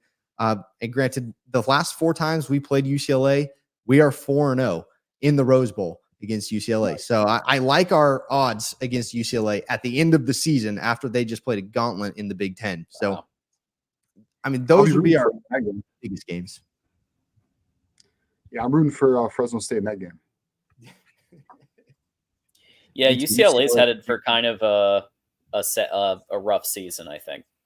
Yeah, I think so too. It's we call that a building season right there. That is a building season for UCLA. It's not even year 1; it's year 0. Yeah, year 0. So you got a shot, man. You got a shot. 4-0, baby. Hey, absolutely. Okay, and of course, Nick with the that has to wrap us up with this. Is Fresno ready for? Well, you can read it. An overwhelming word. If we win in Fresno, there will be a massive, overwhelming orgy. I can tell you that. There it is. There you go. That's a good answer. That is a good answer. Can we start the petition to change the last name, though? Can we? I feel like we got to change. The fan base is loving it, man. Okay, it's catching on here. Yeah, they love playing with that one. Caleb, Beware of Bulldogs podcast. We really appreciate you being on, man, and we encourage everybody to check out the show. Appreciate it. Yeah, definitely. Thank you for coming on. We do appreciate that, and maybe I'll send some tweets your way before the game on Saturday, and we have a little fun. I'm all for it, man. I'm all for it. It's all love here. Absolutely. Super interesting. Thanks again. That was great. Oh, Thanks, Caleb. You. Thanks for having me, guys. All right. Wow. Cool. Yeah. Very cool, strong. I try to find some good folks, and this guy really delivered. Caleb rocks. So definitely, everybody, can you give him a follow on the different socials? Jackson and others have posted the various links. Let's give Trae follows. Let's give Caleb follows. These guys took time out of their day to come on and give their insight. From very different perspectives, from a recruit perspective and from a media and podcasting perspective. Absolutely. Yeah. Great. What a show, right? Great guest today. I threw Caleb's socials in the comments if anyone's interested in following along or giving him a follow. But Yeah, man. I mean, I thought he gave us I mean, listen, he knows his team. He broke it down for us. I mean, is he optimistic? I mean, listen, it's David versus Goliath, and if you don't think you can win, and he knows his team, right? So he obviously feels good about it. I mean, I think we all feel Michigan should take care of business. But again, this is college football, and this is why we play the games. Michigan's got to show up Saturday. Fresno State's coming for the dub. It's up to Michigan to make it what we all expect it to be, and that's a very I don't want to say dominant win, but it should be very telling. Hopefully, by the end of the second quarter, the direction of that game. Yeah, go for it, Bears. Yeah. Going back to that optimistic, realistic, pessimistic thing. The Michigan has played underwhelming games before Ohio State. The week before Ohio State. So, but this is the first game of the year. It is a night game. I wish Harbaugh was the honorary captain. That would have given another level of. It'll be Jack. It'll be the parents. Jack Harbaugh. Even better. Yeah. All the kids are back now. I might call them kids, I guess. All the students are back now at University of Michigan. So, night game, first game. It's sort of like a whatever you want to call it, average game on the schedule, but it's ratcheted up to a different level because they just won the championship and, brand new quarterback, things like that. So, I can talk myself into saying that, Michigan's just going to unleash the, both offense and defense, and they're just going to blow them out. But I can also talk myself into the idea that this could be like the week before a Ohio State game where it looks a little shaky. So that's why it's super interesting. I think this is maybe one of the outside of the big three games. This is one of the more interesting games of the whole schedule.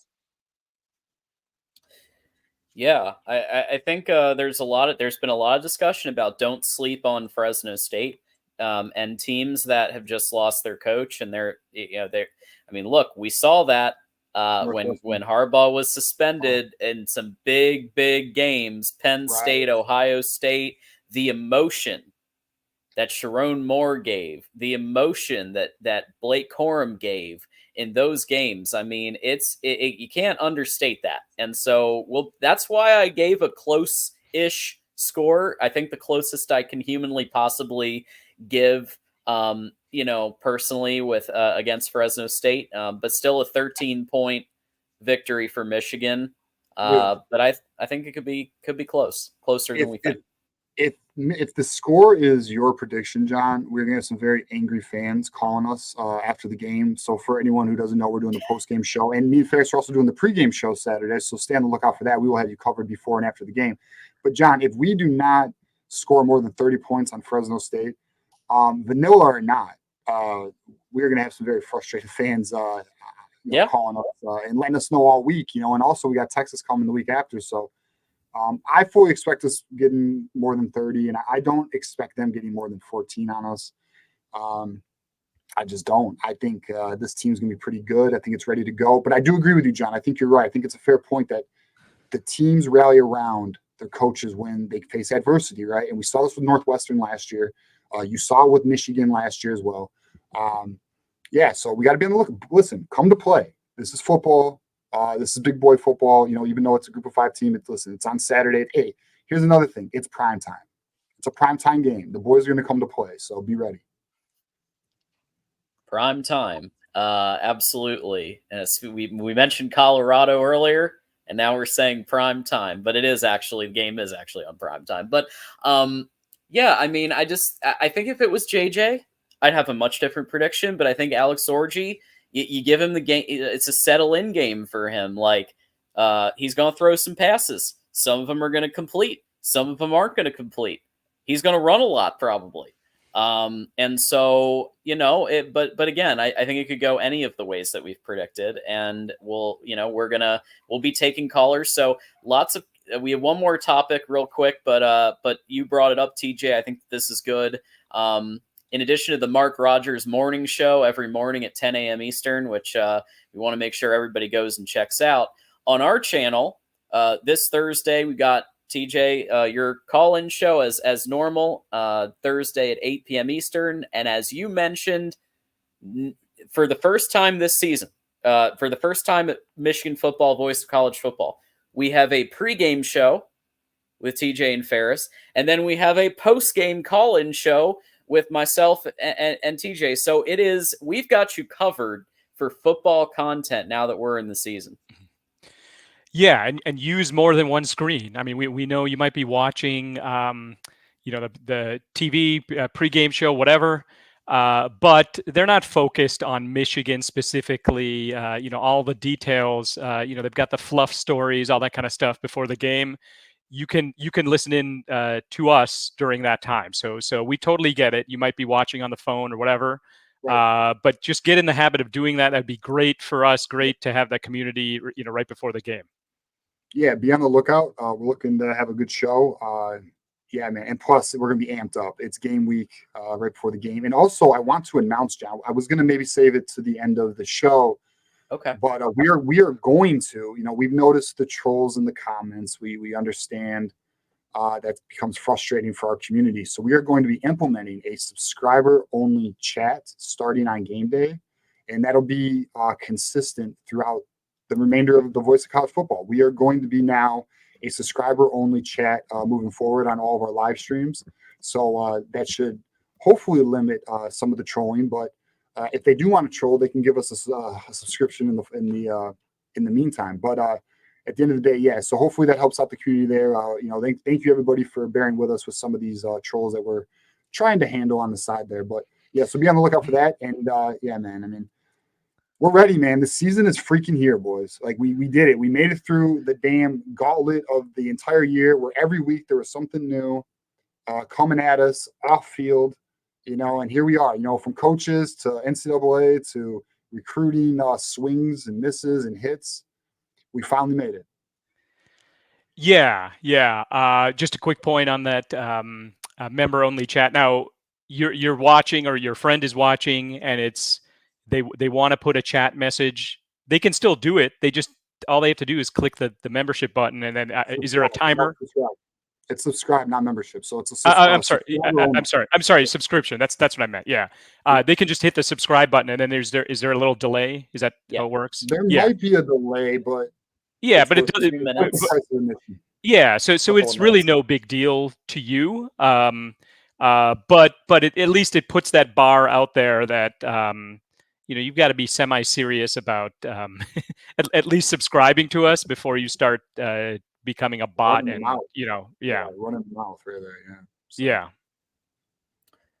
Got a couple more super chats here.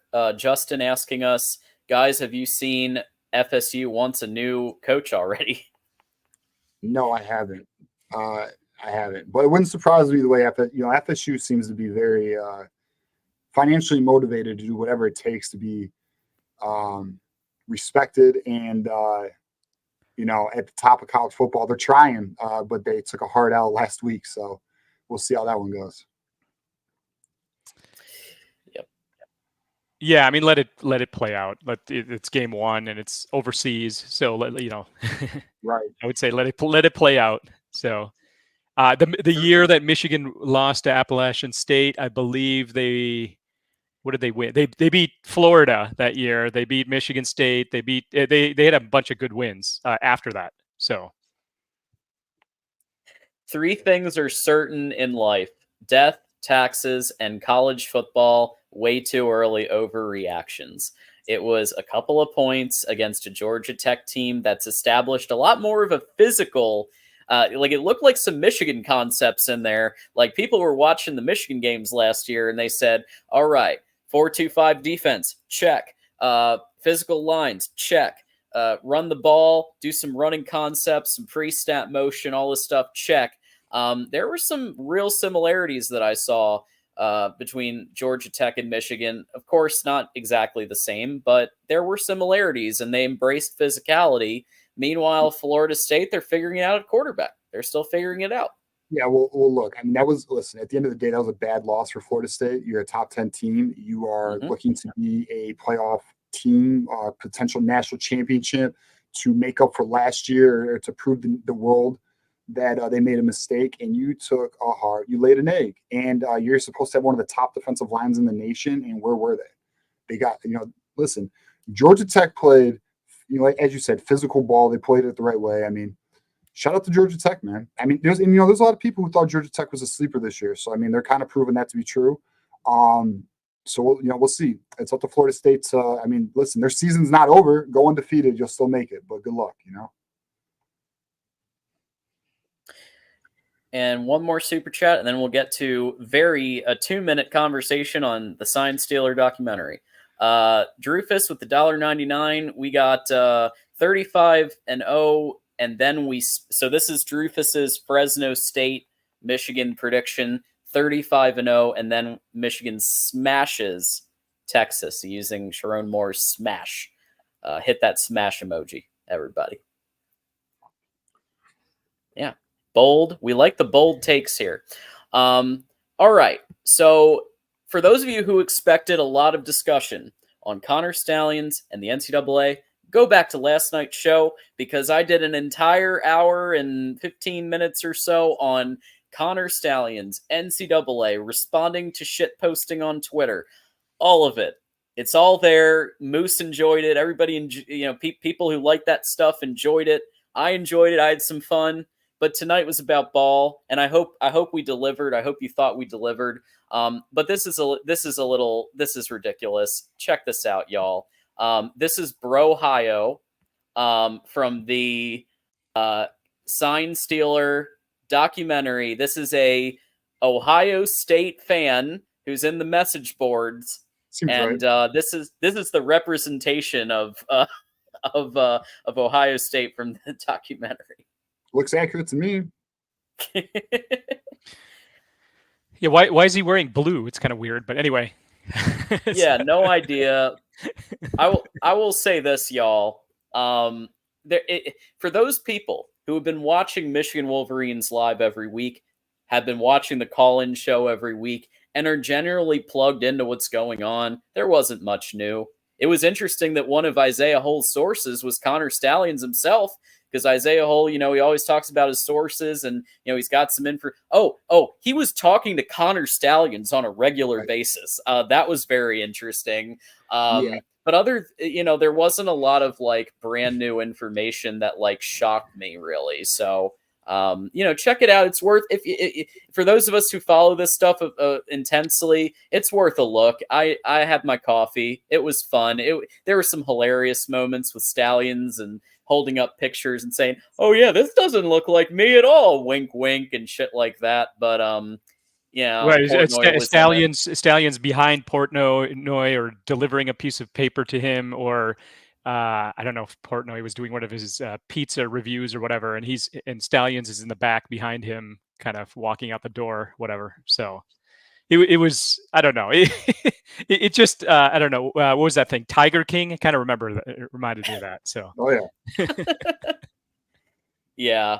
Yeah, it's worth a look. And my book, The Price, What It Takes to Win, is coming tomorrow via Amazon, which is yet another reminder to click the Amazon link to support the Voice of College Football Network. So I clicked the Amazon link and got myself the Price, What It Takes to Win, and it's delivering tomorrow to deep dive into the Harbaugh, NCAA, Tom Mars, Regents, Ward Manuel, intrigue, drama, everything else. I'm excited as hell for that book, that might be some more legit information, I would think, right? Absolutely. The excerpt was interesting for sure. Do we all agree that the hammer is still the emoji size, not anything major? And if it is anything major, they will fight it. Is that where we're at with this?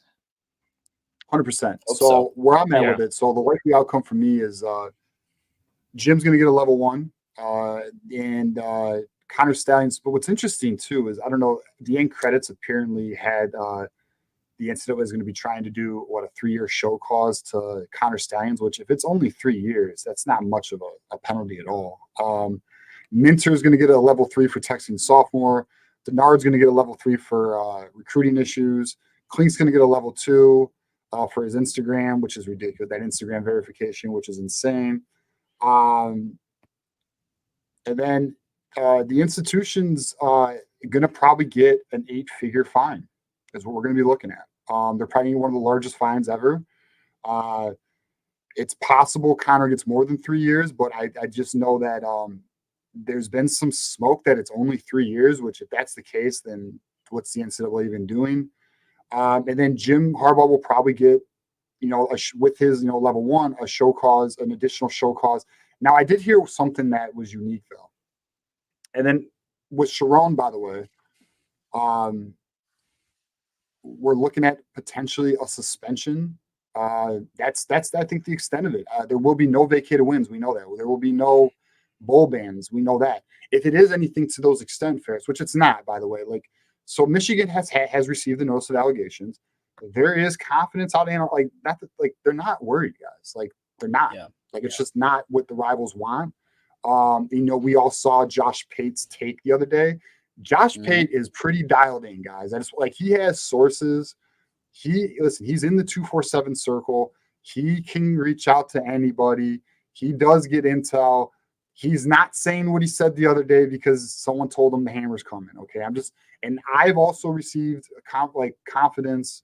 There's confidence. I'll just say that there's confidence on Michigan's end that it won't be that drastic. And here's what I do know. If it is anything over the line, which it's not, they've already received those allegations. Of course they'll fight it. It's just not even, it's not even, I didn't even know you had this queued up. Yeah, for those people who missed my my special graphic that I made for last night's ripping on Twitter people, Josh Pate, the quote's right there. The conference and the networks aren't going to allow the hammer to drop as Ohio State and Michigan State fans are praying for. So I see Nick's comment. I just want to. So I have heard 1-game suspension likely next year. That's what I've heard. So we'll see. I don't know because I haven't. I don't know for sure. I just have been told that's the likelihood. But one thing I have heard also that I will say is interesting. I don't know if it's true because I've heard contradicting things here, because the notice of allegations have came with the recruiting violations that potentially Sharon Moore could be a second offender. I have heard this. Now I have not had that confirmed. I've had it where that's a potential, and I've also heard that that's not even realistic. And the reason why it's not realistic is because both investigations are going on at the same time, so it doesn't overlap. So I don't know. We'll find out on that one. That's the one area where it's gray for me. But as I have said, though, 1-game suspension is likely for Sharon, 8-figure fine for Michigan, and then a couple small shit to Clean Scale and Denard, but whatever. Denard's not even here anymore, anyways. Clean Scale's not here anymore, anyways. We don't care. Yeah, and so everyone from Kirk and Nevada Buck, I'm just reading my notes here. Mike Valente, they've joined forces and they've turned into what I call a Sparties and Buckeyes together against Michigan. Valente is using his 97-1 platform to basically regurgitate what Nevada, what's his name? Nevada Buck, right? Nevada Buck and Kirk in that show. The Monty Show in the morning, which is a national show, but they seem to spend half their time on Michigan. At least they let me put comments in there, but the other shows I can't. I put a little comment in Valenti, but they've been wrong. Valenti's saying that Nevada Buck has been totally right about everything. He's been totally wrong about everything. It's with respect to Michigan. So it's like we're seeing two totally different things. I think it will be a celebration day when it all comes down, and it's the hammer is small and it's not a big deal. Other than the fine, 1-game suspension, maybe Michigan proactively, it does that and does it to a game that doesn't really matter as much. Yeah, it would be. So, yeah, I've heard first game of the non-conference next year. Regarding Valenti, he got checked the other day by a Michigan caller came in and just ripped him, and Valenti even backed down. It might have been Friday, or it was either yesterday or Friday. I don't know. It was recently, but Yeah, Valeni backed down. He's like, well, he was just a message board poster. It's like, dude, Valeni and Rico, man, I'll tell you, they're a clown show. Yeah, and I think it's time to play football, like I would been Yes. saying for a while. So, Ohio State, they're blaming, 50% on Honda McCord and 50% on Connor Stallions. That's the reason they lost. Let them think that it's good to underestimate Michigan once again. I'm good with that. And for those people who expected more discussion of Stallions in the NCAA, like I said, I did a whole show on it last night. Go back and enjoy it, or hate watch it, or whatever you want to do. Today was really more about ball, and of course a couple minutes on the 3 a.m. Eastern drop of the doc, since that did just happen today. But otherwise, yeah, we're talking ball today, and I appreciate both of you as always. And it's that time, folks. But before we do that, we have one more quick super chat from Justin. With the 2, Justin's been rocking it all night, man. Justin's been giving the Bucks the fat stacks, and Georgia Tech plays the run game like Army. A little different now. Used to be triple option. After Paul Johnson retired, they did get rid of the triple option, but they do still play with a physicality that reminds me of like a Michigan or a Georgia versus like an air raid style. So I definitely see it more on the run and physicality side, but not quite the same as it used to be with the triple option, that's for sure. Yeah. Okay. Thanks, Justin, for that. And let's go ahead and do final thoughts and where can people find you. Ferris, final thought for us. What a show. Wow. Yeah, mega super awesome show with whipped cream, nuts, and a cherry on top. So I really enjoyed it. Hot fudge too. So really enjoyed being part of this. We are doing our first pregame show as well as postgame show, but I'll be on in the pregame show with TJ. Really looking forward to it. Really hoping as many of you can be there as possible, because this is kind of a little bit of an experiment. I think it'll work out, but I think it would be great if we could do that. If we could have you all there for that show before the game. Yep. I was gonna say, well, to Ferris's point, like this is our first pregame. We are definitely gonna, keep going with it, evolve it, see where it goes. So, we'll have fun with it. Here's what I can assure you: we will be talking ball. Okay, we're definitely talking ball. We're gonna be pretty amped up, and I can't wait, man. I'm looking forward to that. Yes, we'll see you just 4 more sleeps, and then we get there. Let's get it. And before I let you go, I mean, Justin saying it, and he's saying it to all of us. Great show, guys. Keep it going. So on that note, Ferris, thanks so much for joining us. Go Blue. Have a great week. We'll see you on Saturday pregame show as well. Well, TJ on Thursday too, right? So yeah. Yeah, absolutely. TJ show, and then Saturday on the pregame show. Yep. There it is. All right, Ferris. Go Blue, Ferris. Go Blue. All right. Hey. Well, TJ, look at that. We 2 hours, 30 minutes, and almost all of it was ball and recruiting and interviews, and just what a show, and what a week. What a week to be alive, man. What a week. College football is finally here.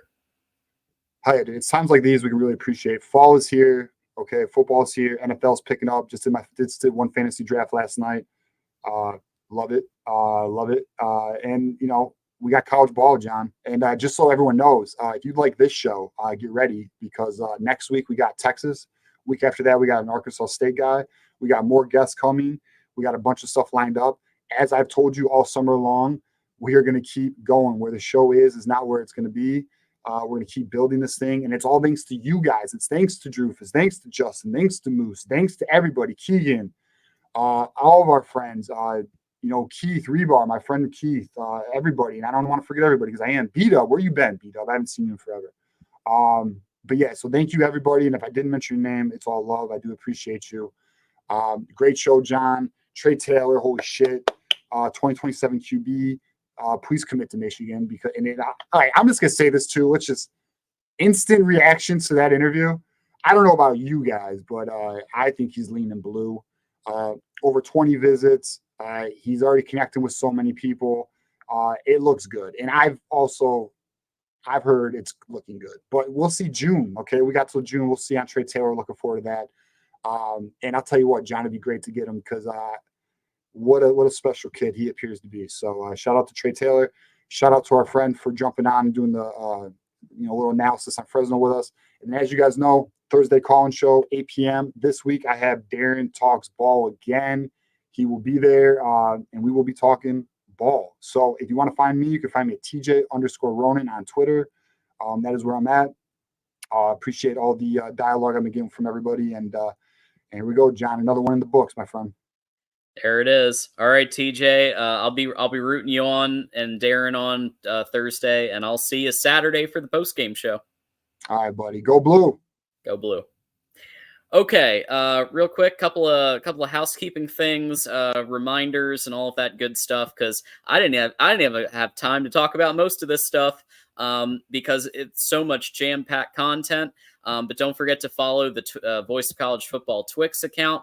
Consider subscribing or consider sponsoring if you have a business, product, service, or personal brand. Remember to subscribe to SEC Football, the Voice of College Football, because they are very close to 1,000 subscribers. Every morning we've got the Voice of College Football show with Mark Rogers, Voice of College Football. And as we play out, the last thing you'll get to see is a commercial talking about Voice of College Football bets with Mark Rogers as well. Next up is the Oregon Ducks live show. They're going to be talking about game week and what to watch for. Here's the link. Go on over and quack with them. There it is. John looks like he needs more wins. Well, I'm hoping for some wins. I'm hoping for a win on Saturday. So we'll start there and go from there. All right, y'all. Until next time, John Diadamo saying go blue.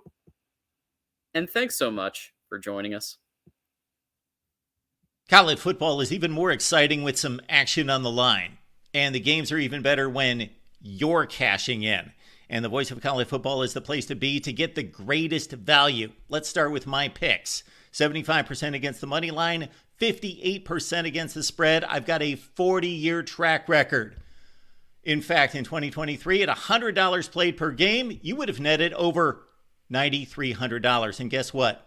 I'm just the warm-up act.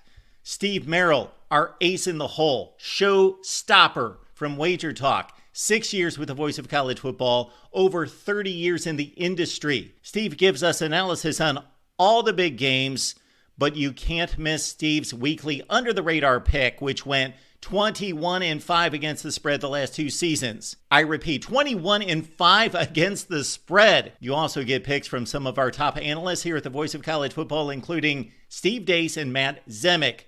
Become a YouTube channel member or Patreon member for just $99 per month. Go to the main channel on YouTube, click join, and select the betting tier. Do the same thing on Patreon. Make 2024 a winner now.